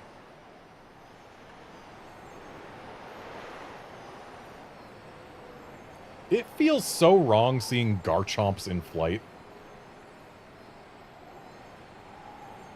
Like, if they had constant forward momentum, like an actual jet plane, that would be one thing. But the fact that they can, like, stop and turn the way they do, it looks so wrong. I don't think I've ever looked at the school from behind before. Not that there's much to look at, but don't think I've done it before.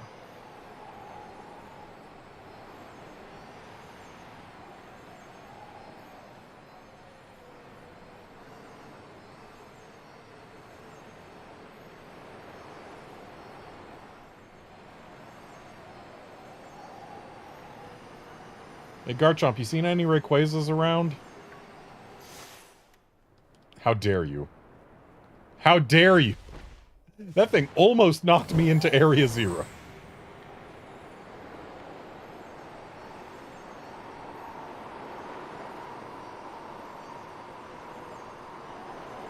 I was just asking for directions. Well, actually, I was asking you if you'd seen a Rayquaza. And you almost knocked me into the crater. That's rude.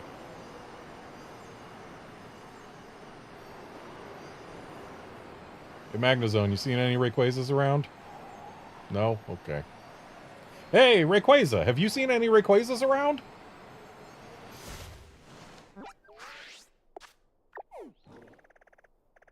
Okay, so I had to go literally to the opposite side of the crater from where I started. But we found him. You better not know Dragon Ascent. Breloom won't like that.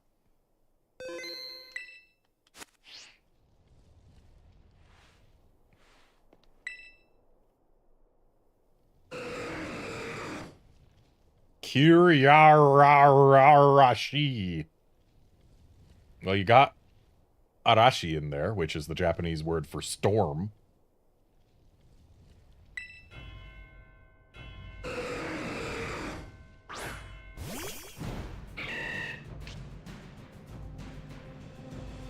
Which is kind of weird that you've got the word for storm in your cry when your ability makes weather not exist.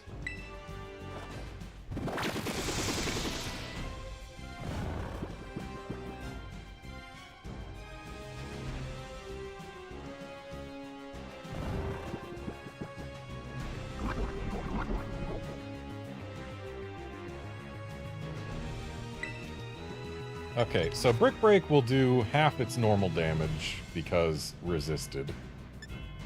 which still puts it at higher than false swipe damage, but low enough that it won't risk KO.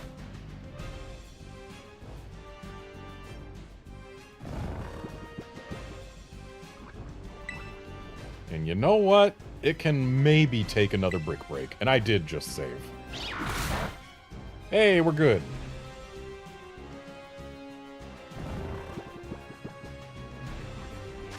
Alright, so if we assume that this thing's got the same catch rate as Groudon, and that it's at 1 HP, which that second one is a bit of a big assumption, but it's close enough, then it is likely that by the time I reach 749 749 luxury balls, when I get to 749 luxury balls, I will be over odds for having caught this thing.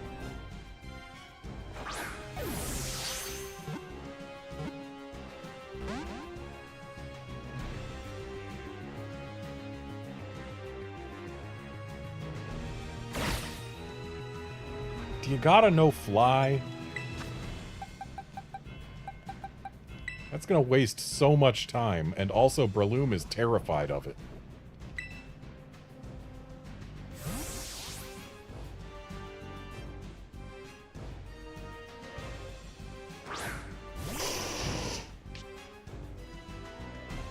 Oh good, you can intimidate it while it's way up in the air.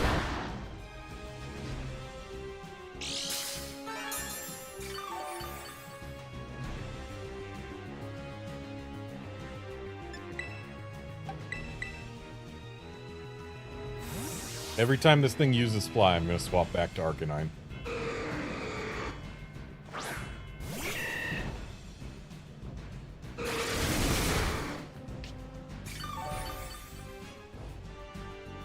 Outlander, I started at 761. So, actually, yeah, the 739. Wow, I was not braining good there.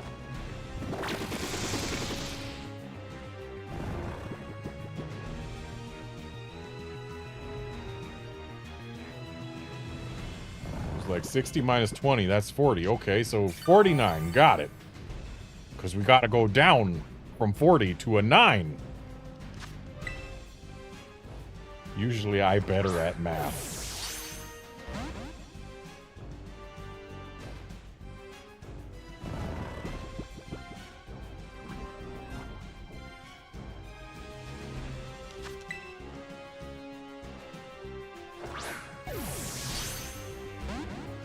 Which, by the way, speaking of differences between American and non-American English, math, singular.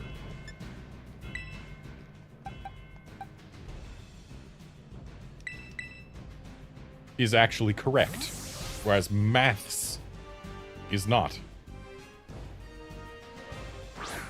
Because, yes, the full word is mathematics.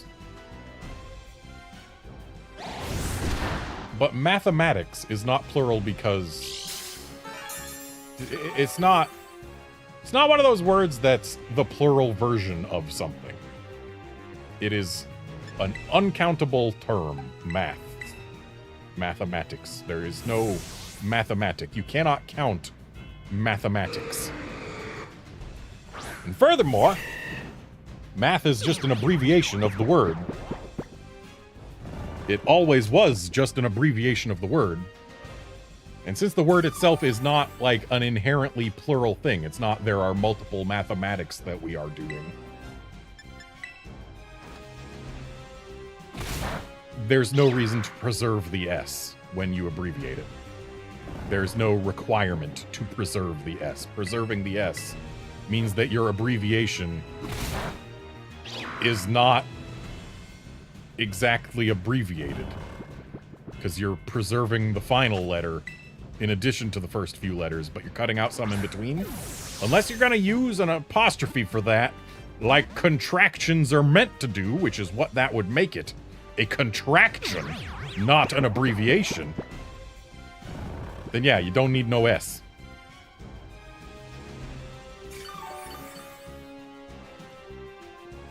Math is correct.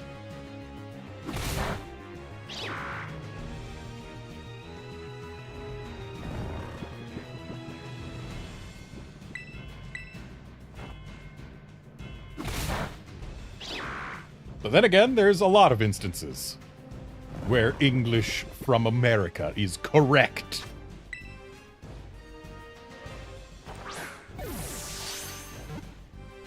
There are a few cases where it's not, but in the majority of cases, if you look at American English versus non-American English, the Americans are closer to the original things.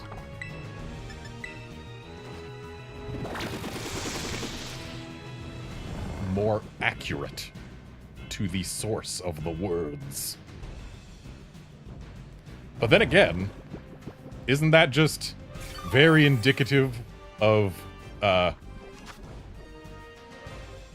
British history, taking other people's things and calling it their own?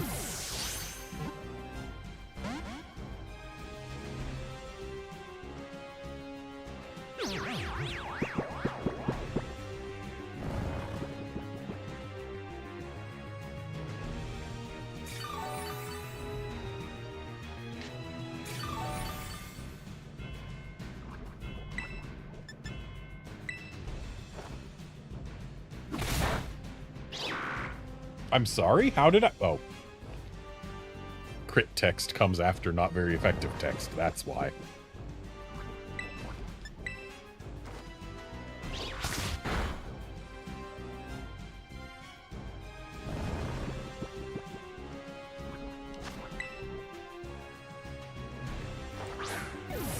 I forget the exact name of the channel. I think it's like Lost in the Pond or something. There's a channel where there's a British guy who now lives in America and has a bunch of videos discussing the differences between American and British English. And it's actually quite fascinating.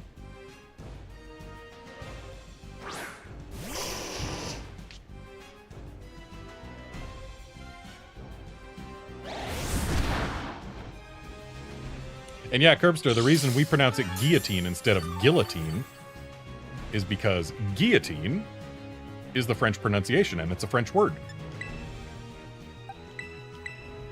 Yeah, one of the most common tropes in the... Again, I think it's Lost in the Pond, I could be wrong. One of the most common tropes in his videos is when he's talking about, like, how the British changed something because they decided that it was better their way or whatever. The response from Americans is... And the Americans either didn't get the memo or didn't care. And, yeah, that's how it be.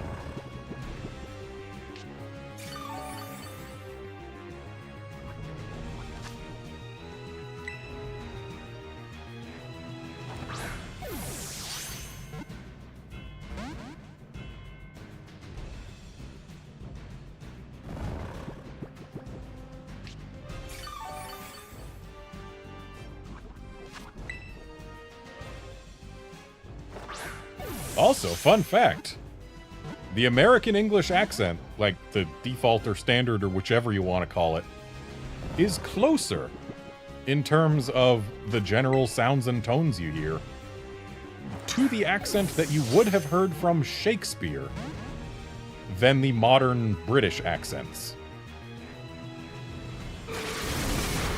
There was some point in the past, well, since the colonies were created, some point since the colonies became a thing, that the British decided to basically change how they speak, because, like, nobles or something decided to speak with more refined tones, or at least what they considered to be such, to separate themselves from the rabble or whatever. And then that eventually spread to those rabble. And thus, the delineation of American English accents versus European English accents. Of course. Oh, cool, you're gonna crit there, huh? Of course, it is factually the case that the American English accent has also evolved since the time of the colonies. But it didn't take that radical split that many think it did.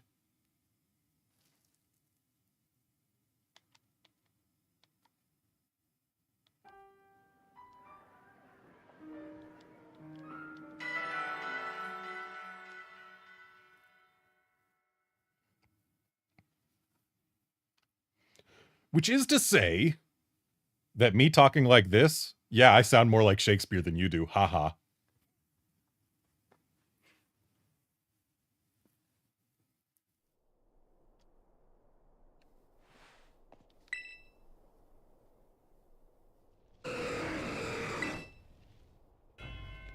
All right, trying this whole Rayquaza thing again.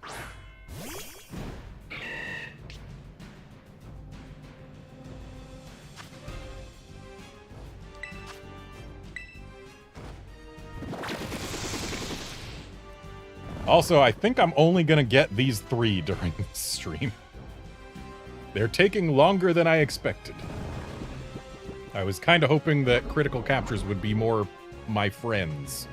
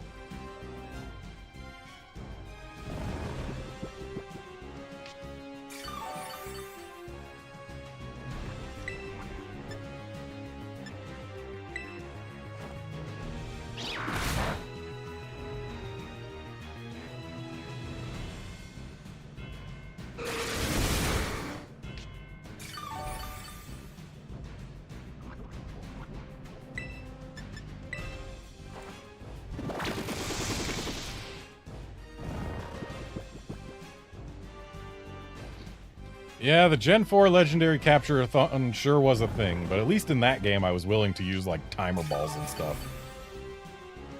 This would almost certainly be going much faster if I was willing to use, like, timer balls and stuff.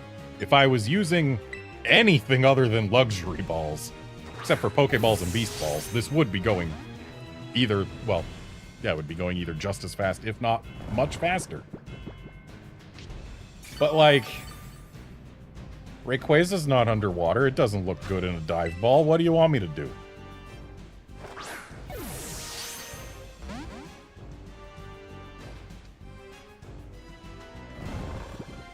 Jet Ball would make sense on Rayquaza, but it doesn't look right for it. And they aren't even in this game, Jet Balls.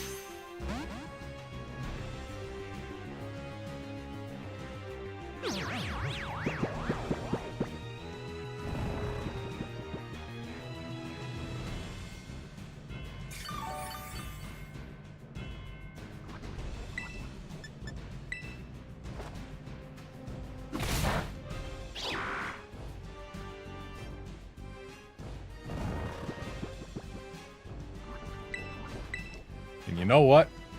As fun as catching legendaries while chatting is, I think I'm probably just not going to stream the catching of the rest of the legendaries, because there's a lot of them. That would keep me away from Dragon's Dogma for way too long. Especially with other plans I've got going on. You see, I mean, it has nothing to do with Pokemon, but my current plan, as of right this now moment, yes, right this now moment, right now, this moment, right this moment now, any order you want to put those words in, this right moment now, now this right moment, any order you want to put those words in, those 4 words, any order you want to put them in, my plan for that time that is described by that order of words is to, once I'm done doing my streaming of this game, which will probably be Like, I'll probably do one more stream just to do the rest of the coaches. Really? You're going straight into Fly when you were looking at an Arcanine with Rock type? Yeah, probably one more stream of this. Then go back to Dragon's Dogma to finish that up. Hopefully it won't take, like, too super long to do Dragon's Dogma. Like, it certainly can. But hopefully it won't. And then once I'm done with Dragon's Dogma, I want to go back and do a run of Monster Hunter 3 Ultimate from start to end game. Just the full thing on stream with some multiplayer for the multiplayer stuff before its servers go down forever. And then if there's time, do the same again for you. And, like, yeah, that would be a neat, fun thing to do. And if I'm doing that, I cannot spend, like, 5 to 10 more streams just catching legendaries here.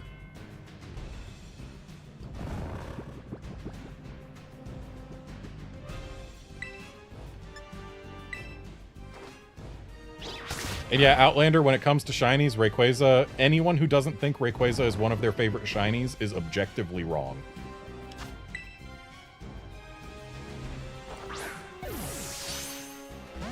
Wolfkinson, for when the servers are going down, I think it's May, if memory serves? I could be wrong there.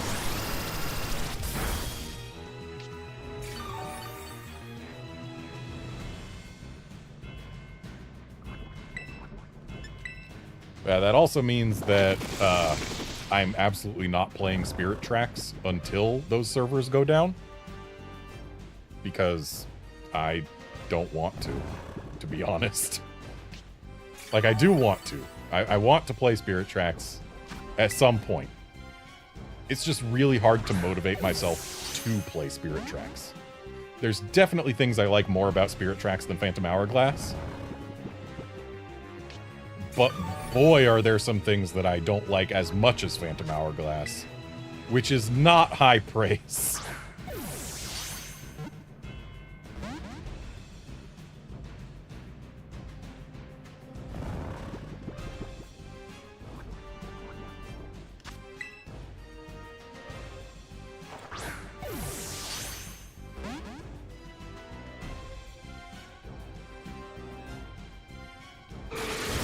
Like, specifically, the very worst part of Spirit Tracks, in my opinion, is something that they make you interact with an awful lot over the course of the game, and it's the pan flute.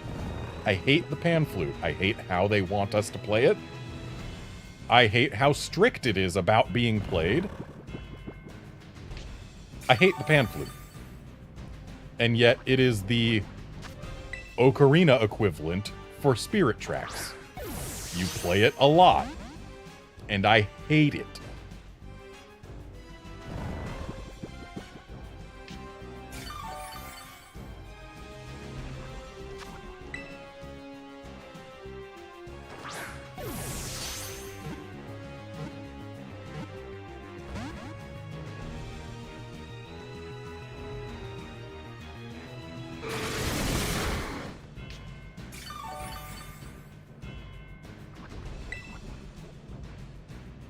Yeah, the fact that there are private servers for Try is nice. I actually, during the whole fiasco where people realized that Deviljho does not actually eat its own tail thing, I went in to, I went into 3U to try and get a Deviljho to eat its own tail. Didn't happen. I went into Portable Third to try and get a Deviljho to eat its own tail. It didn't happen. And then, I even tried out the Monster Hunter Try private server thing. And worked like a charm, at least for solo play. And Deviljho didn't eat his own tail there either, but, like, I gave it the best shot I could to get Deviljho to prove that he could, in fact, do that.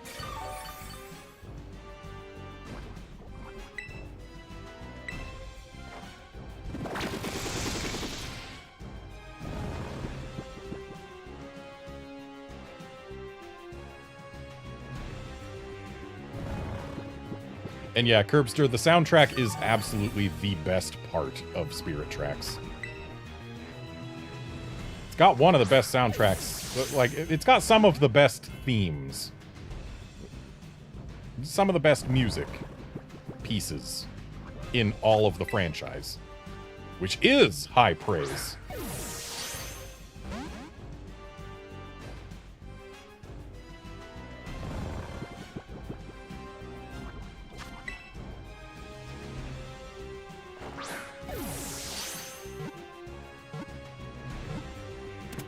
Got him.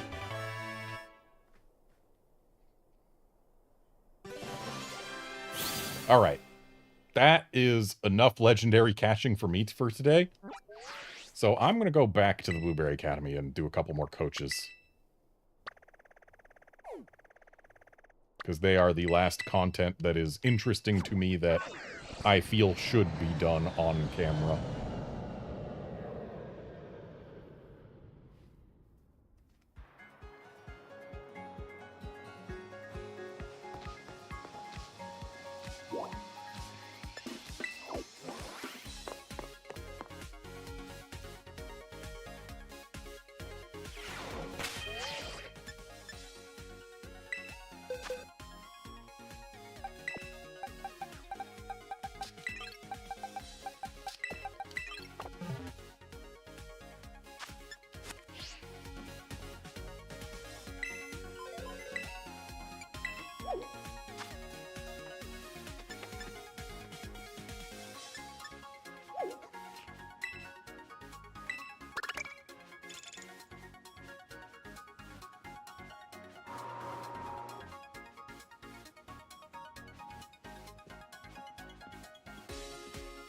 I forget the name of the channel, but the other day, actually yesterday, a video popped up in my recommendeds on YouTube where someone had AI-controlled versions of every gym leader, Elite Four member, champion, island kahuna, all of those general types of Pokemon trainers NPCs, and had them battle each other, every combination, 100 matches each, to see who would win the most, etc., etc., etc. Katie here was in the bottom 5 in terms of win rate.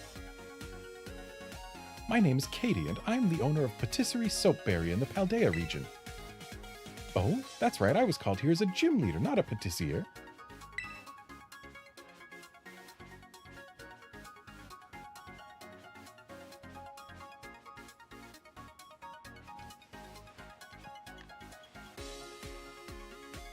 Oh, look! The two people who have cooking things to do actually talk to each other. Oh, Mr. Kofu, did you put on some weight? Can't help it when I'm coming up with new dishes. Old man Kofu's been making plenty of deposits to the belly bank. Well, I just hope you're watching out for your health. Your cute little Venonat wallet might get squished by your belly if you're not careful. Yeah, thanks for that wallet, by the way. I've been putting it to good use. He's also been losing it, just for the record. Oh, hello, Garnet. I didn't think I'd run into you in a faraway place like this. Oh, you're the one who called me here? I'm flattered. Now our chance encounter suddenly seems to make sense. Well then, I ought to slip into coach mode if I was called here as such. I think it's high time we taught this academy how lovely bug-type Pokemon are. Other fun facts about that, basically championship match between all the gym leaders and Elite Four and champions, etc. Gita is the only champion in the franchise to have emerged with a worse record than a member of their own Elite Four. And who beat her? Sadly, it wasn't Larry. It was Poppy. Turns out steel types have good matchups against most gym leaders, and yeah.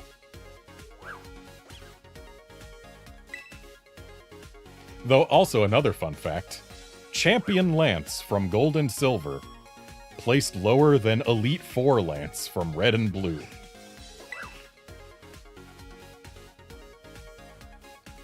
I can't wait to get a taste of your tactics. I bet you've really emerged from your cocoon since last time.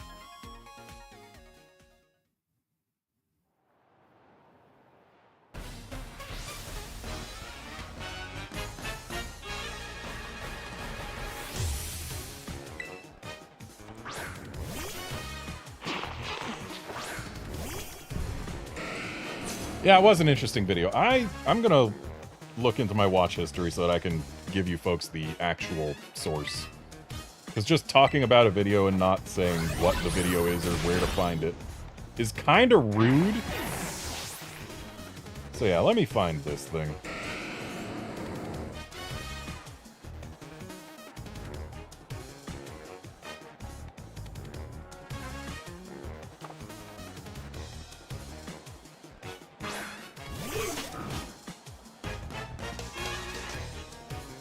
Dang, I've clearly been watching way too many videos recently.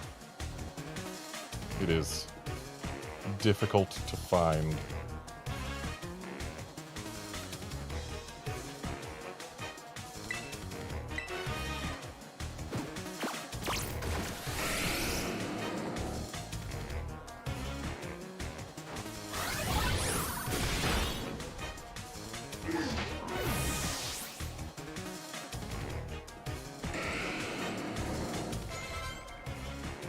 There it is. Okay, so the channel is Smith Plays Pokemon. So Smith, like the name Smith, plays like they play something. And Pokemon like the franchise of game that I am playing right this very moment.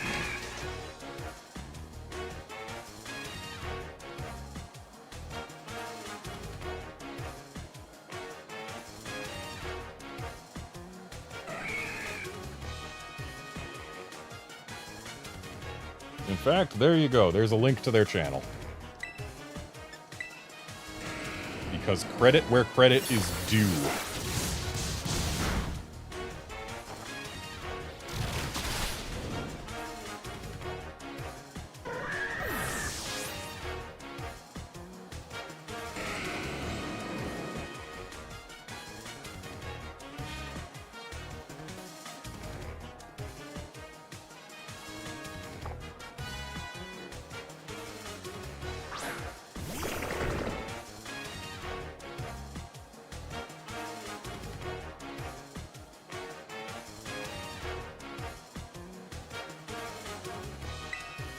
And also, because we were talking about him earlier, the channel where the guy does comparisons between and looks into the history of American versus British English.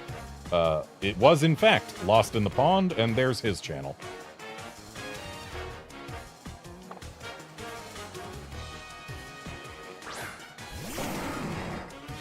Thankfully, his videos tend to be relatively short and digestible. So yeah, they're neat watches. Especially if the evolution of the English language across two different paths is fascinating to you as it is to me.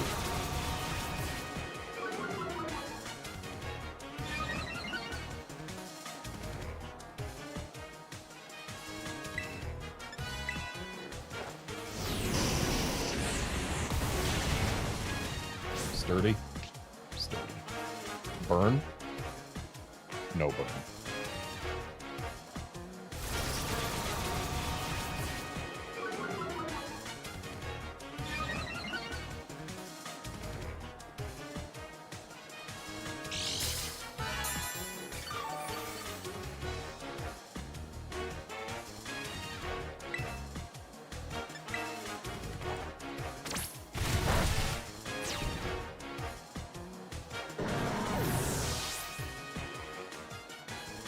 So are you gonna have like an Ursaluna as your last Pokemon now? I know she had a Teddy Ursa that... Oh, just an Ursa ring, huh?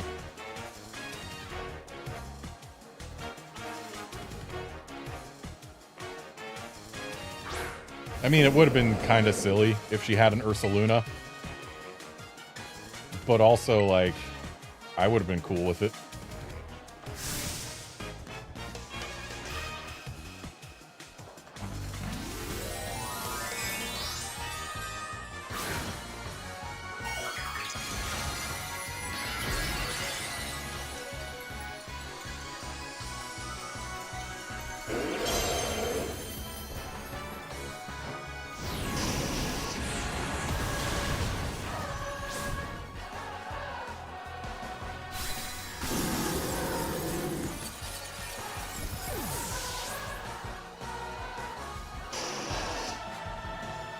Well, that was the shortest possible terastallization theme.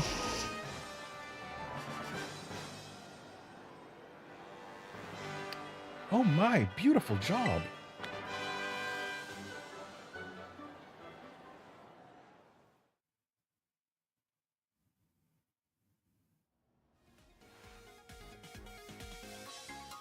I suppose I should expect no less from a trainer such as you. You made quick work of my team. You really have grown into such a beautiful young trainer. Could I interest you in a little dessert after your victory? Oh, you absolutely can interest me in that. Thank you. I hope the road ahead of you continues to be sweet and gentle. On the subject of the designs for NPC trainers in this game, like, aside from students who are very samey and yet also not samey, but also, like, unbelievable in many cases, like the 70-year-old students. But, like, when it comes to the gym leaders and stuff, yeah, they all do have unique, memorable designs and actual personalities and stuff. And yet one of my friends, like, from real life recently shared a meme on social media that suggested that the gym leaders in Gen 1 were more memorable and had more personality than all of the forgettable gym leaders in Scarlet and Violet. And it's like, if you do not look at the anime, you would never ever suggest that that is even remotely close to being accurate. Larry has more memorability, more personality to him than any Gen 1 gym leader other than perhaps Giovanni. And Larry's whole shtick is just being an average guy.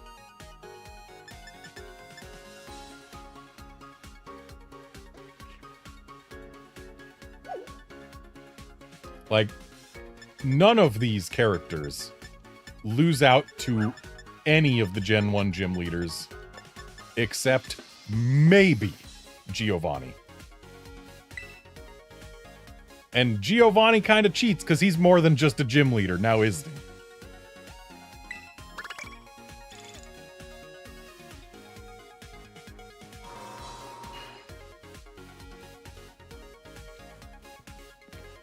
I thought I might come see what this was about, since I was invited by a fellow true artist like Garnet Guard. But my word, the design of this room! It goes beyond all pedestrian understanding of what a room should be. Truly avant-garde. I wonder if he would say something different if I had it done up in a different theme.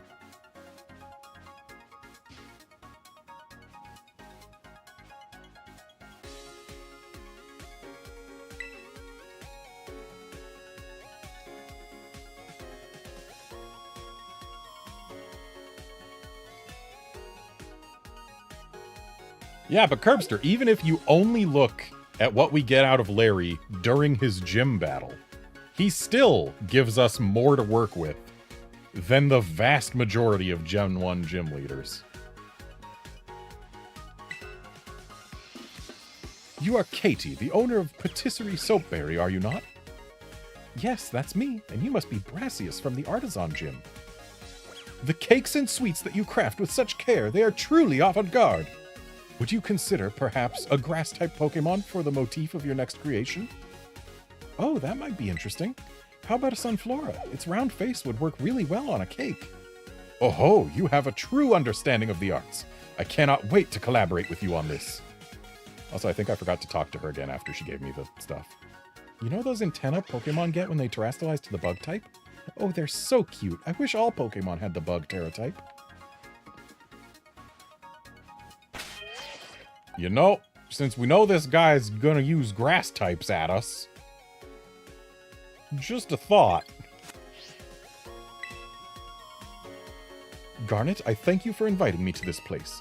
I only recently finished my latest piece, and so I rushed over to find a bit of rest and reprieve. It seems that no matter the region, the wild creature known as the Adolescent changes little, no? But that dome, that magnificent terrarium, it's the perfect mariage? Is that a word in a language I don't understand, or did they forget an R? It's probably a word in a non-English language that's basically the same word, but spelt differently because it's not English. Inspiring in me an unyielding desire to create. Oh, hey. Please enlighten me. Please do. I would appreciate to be corrected. No, I mean mariage, the perfect blending of different elements that results in great art. No word in our native tongue conveys such elegance. I would love to climb up to that mysterious objet d'art, dangling from the seal of the dome. What sights I might gaze down upon from there. You know, maybe I should go up there. I can fly now.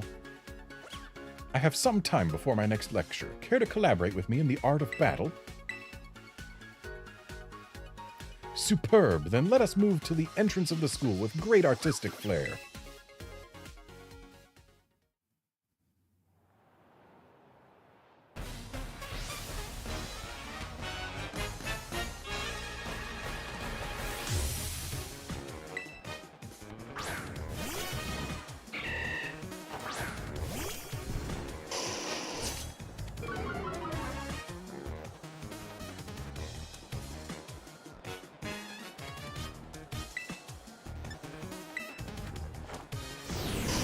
Goodbye, Breloom.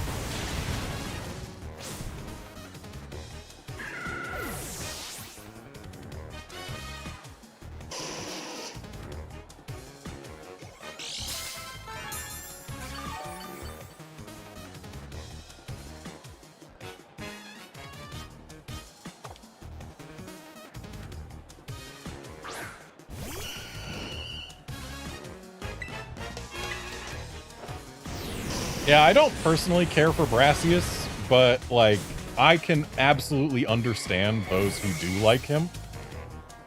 The same is true of every gym leader in this game. Like, my least favorite is probably Tulip, but, like, I can still understand people who would think that she's a cool character that they enjoy. None of the gym leaders in this game are just flat out bad or boring. The one who's the closest to boring is the one whose whole shtick is being a regular guy. And, like, because of that self-awareness, it elevates the character.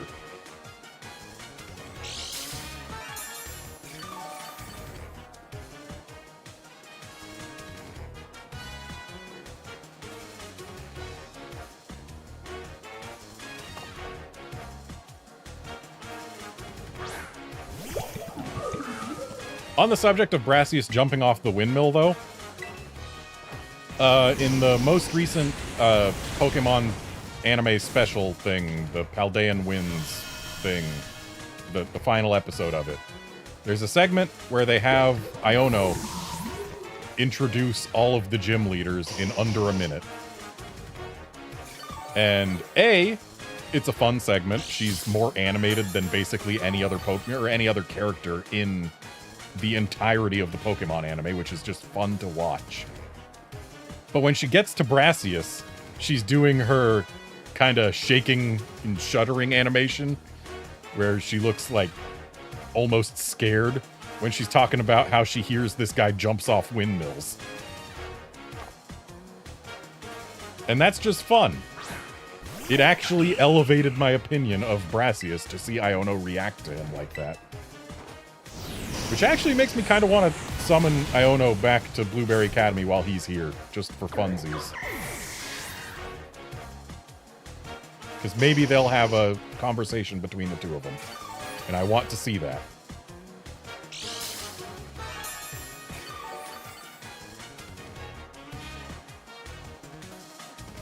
But yeah, Larry is also my favorite gym leader in this game. Which is exactly why I told the League interview that was the case. I appreciate that the game freaking remembered that choice for when I invited him here. And he actually brought it up, saying, like, I heard you told Gita that I was your favorite gym leader. I don't know what's wrong with you to make you think that, but, thanks, I guess? I seriously, it almost makes me want to replay the game 7 more times just to see what each of the gym leaders say in response to being chosen. But dang, that would be a lot of work, and I'm not gonna do it. Alright, Brassius, you made it through my Arcanine. Good job. Though, to be fair, it was mostly my Arcanine making it through my Arcanine. If I had elected to go for Rockhead on my Arcanine, you probably wouldn't have gotten that KO. But Intimidate's just so good for doubles, I had to go for that. Avant-Garde!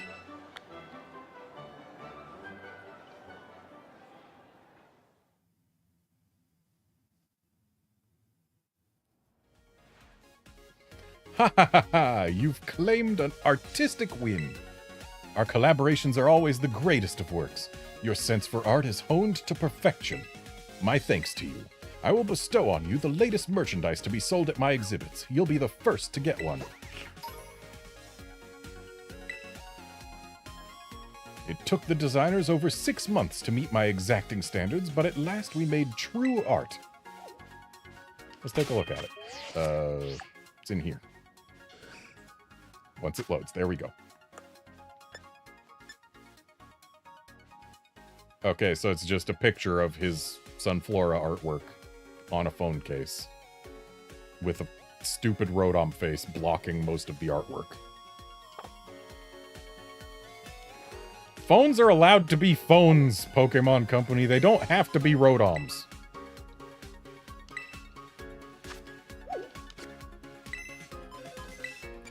Okay, I'm gonna call Iono back just to see if she talks to Brassius.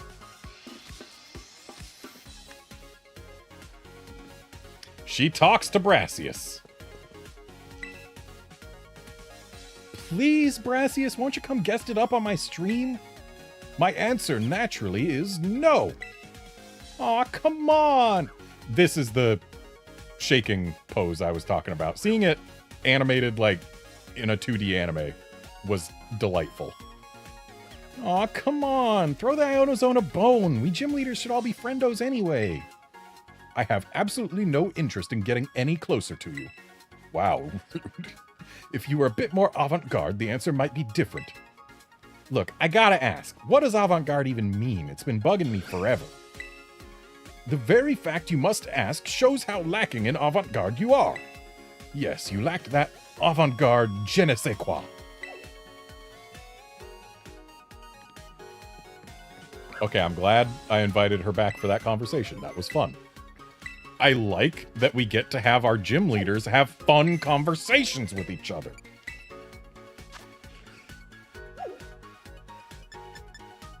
Meanwhile, tell me a second thing, not a first thing, a second thing about Lieutenant Surge. Because he's pretty much just got the one thing.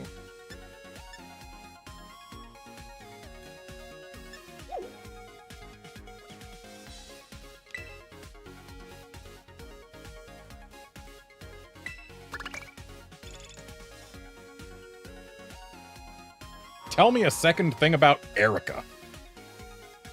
Without relying on the anime. Hello there. Did someone order a little of my makeup magic?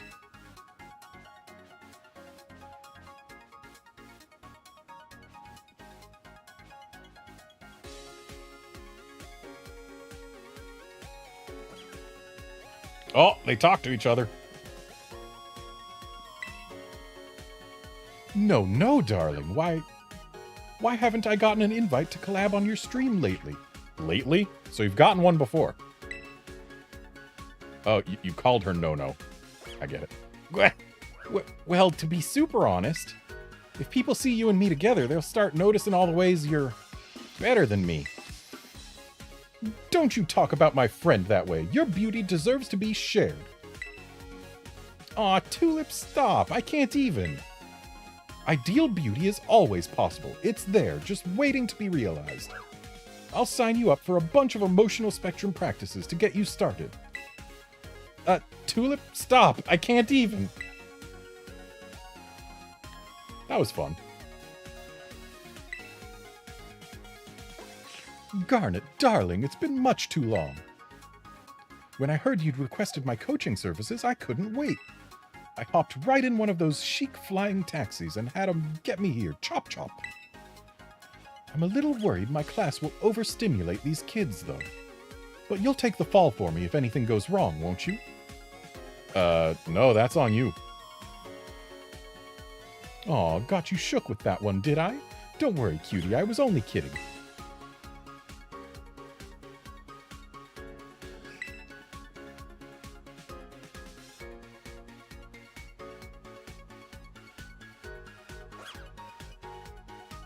Hello, Garnet. Are you ready to pursue quintessential beauty together?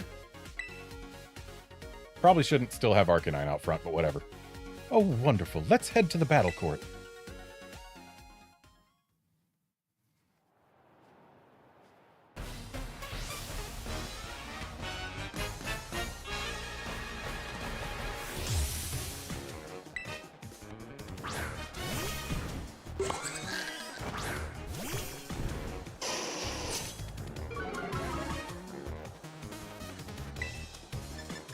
Crunch still works.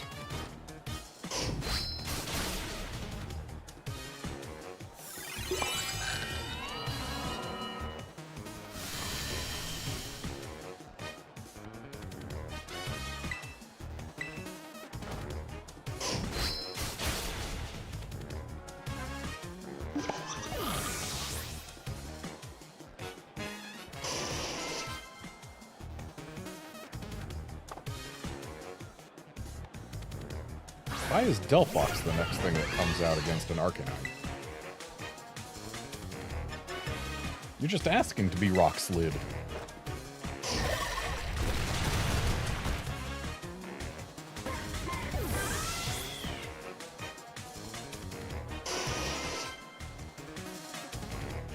Gallade, that is actually something that intimidates my Arcanine.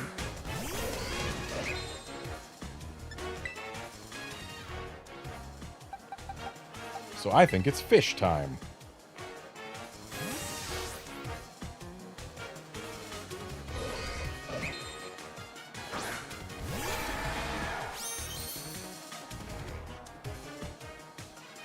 You can't punch a ghost fish.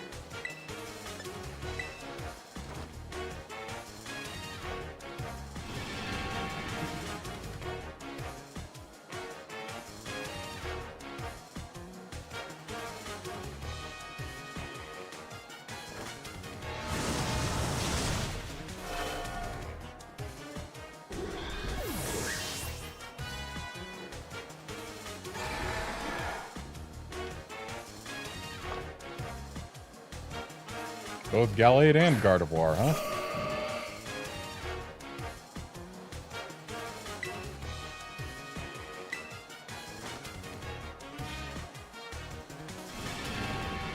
I mean, at least those two are good against dark types. They don't really do too much against ghosts, though.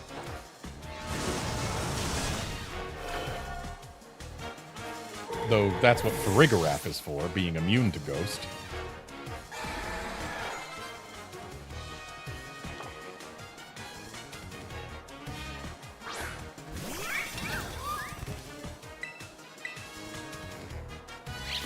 Oh, look at that. You outspeed me. A little lacking in power, though.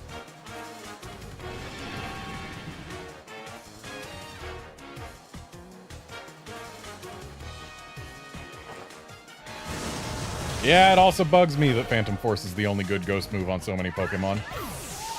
Poltergeist is a great move for Pokemon that can learn it, but unfortunately it's generally pretty bad for playing through the game. It's much better in competitive play where opponents actually have held items.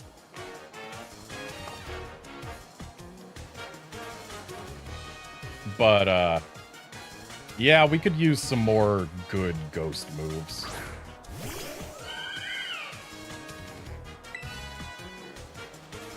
And this thing is going to become a Psychic type, and thus, we click Phantom Force again.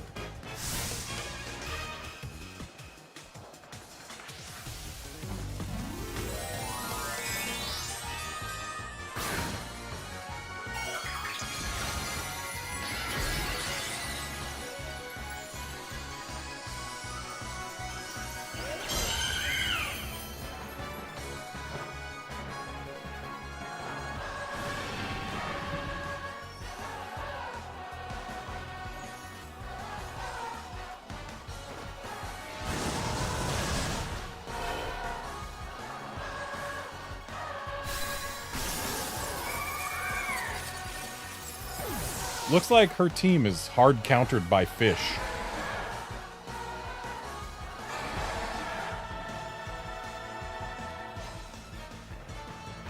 You really are all grown up now.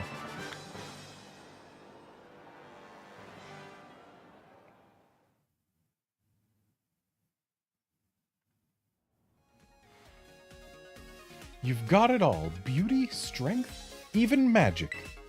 I'm glad to see you're keeping your promise. You might even have enough potential to be a bigger star than me one day. So let's call this a little interstellar gift from me to you. A Starfberry? But I don't care about a Starfberry. Well, it's not such a little gift, but that's okay. You can pay me back when you make it big.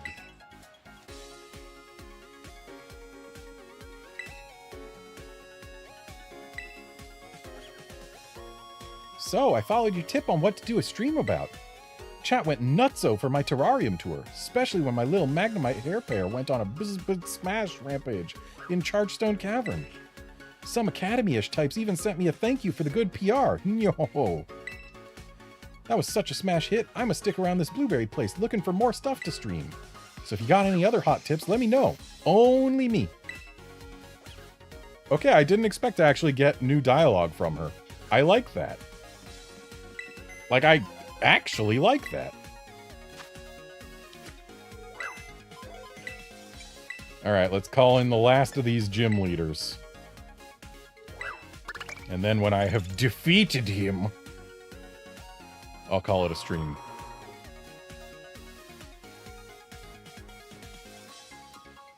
Why are you freezing here? We're like indoors and not on a snowy mountain.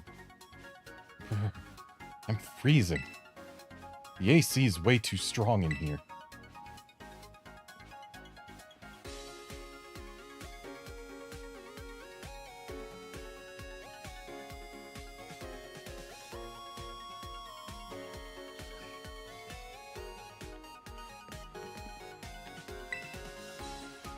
You know my calendar is full, but if you need me, Garnet, I'll be there. Chop chop.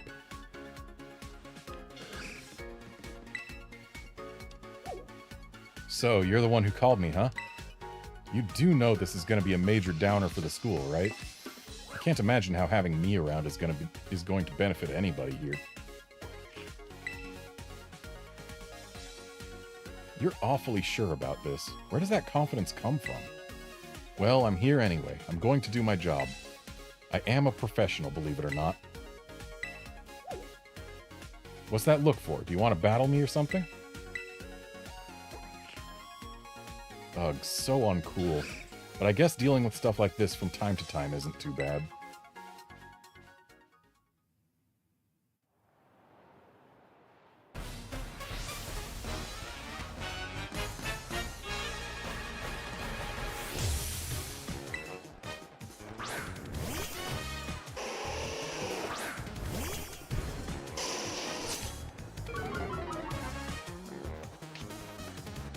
Look at you getting a Nololan Ninetales. Right, I haven't evolved my Alolan Vulpix, but I know it's Ice Fairy. Which means rocks.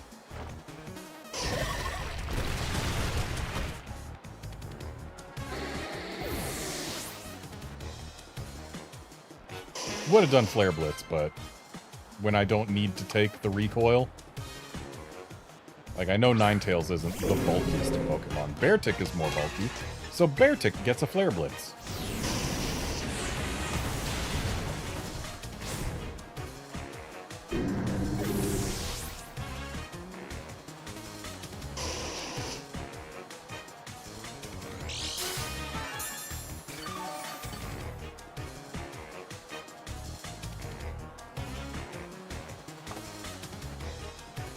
And see, Titan is just a massive pile of HP, so it also gets a Flare Blitz.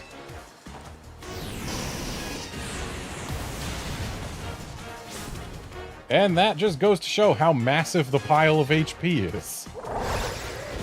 Oh, that's not good.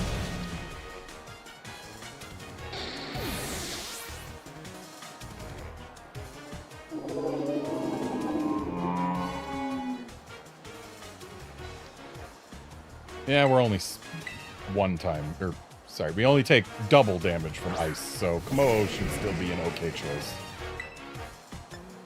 I was thinking for a moment, because so many of the dragon types that I have used in the past have been quadruply weak to ice. And I was like, dang, if we're going to take a quad effective, I don't know, Icicle Crash or whatever, maybe this wouldn't be a great choice, but no, it's only double effective, so... We use Clangorous Soul, and then we Aura Sphere.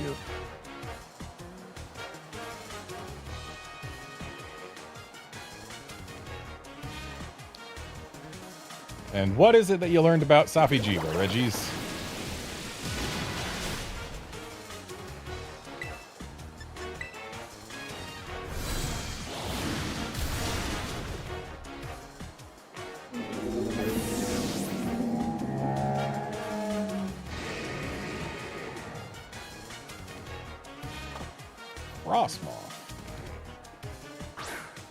Well, that ain't gonna take double damage from Aura Sphere.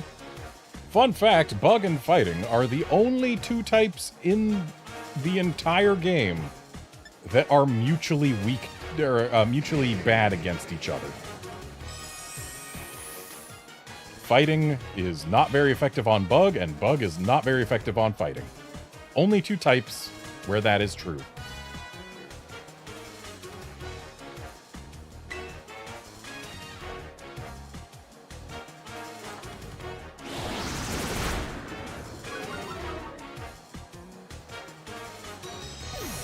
Curbster Frostmoth may be your beloved, but it's very clear that Game Freak hated it.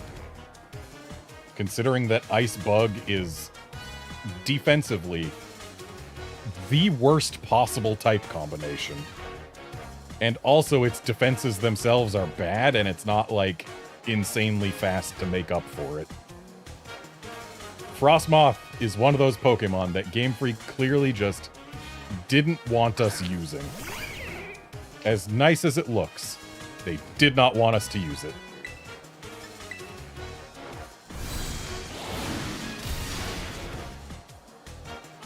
And that Weavile just got entirely deleted from existence.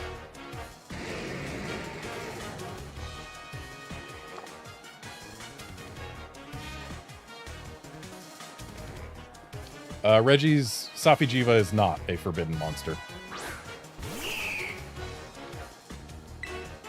They talked about it plenty. Like, sure, in the initial reveal for it, they didn't.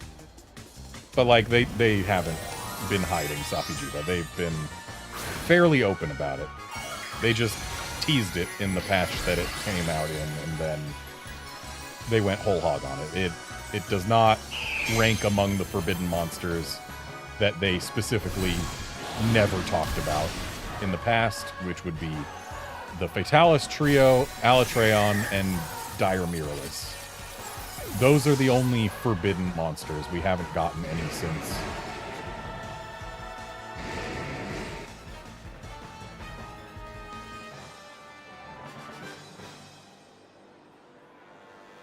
That was pretty cool, actually.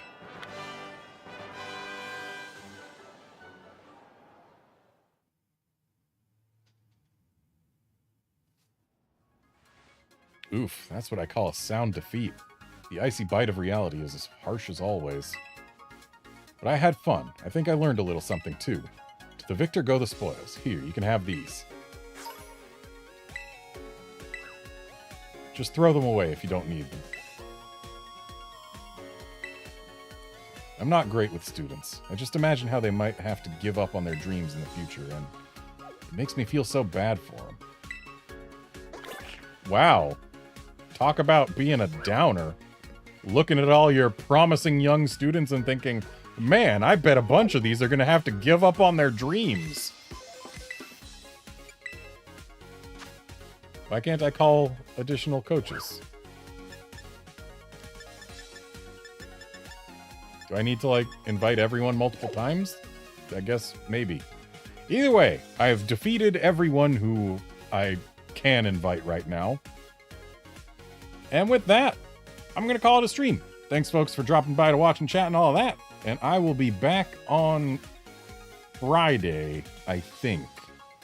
I'm not 100% sure on that, but I think I'll be back on Friday to invite more people, because I'll know how to do that by then. See you then, friends.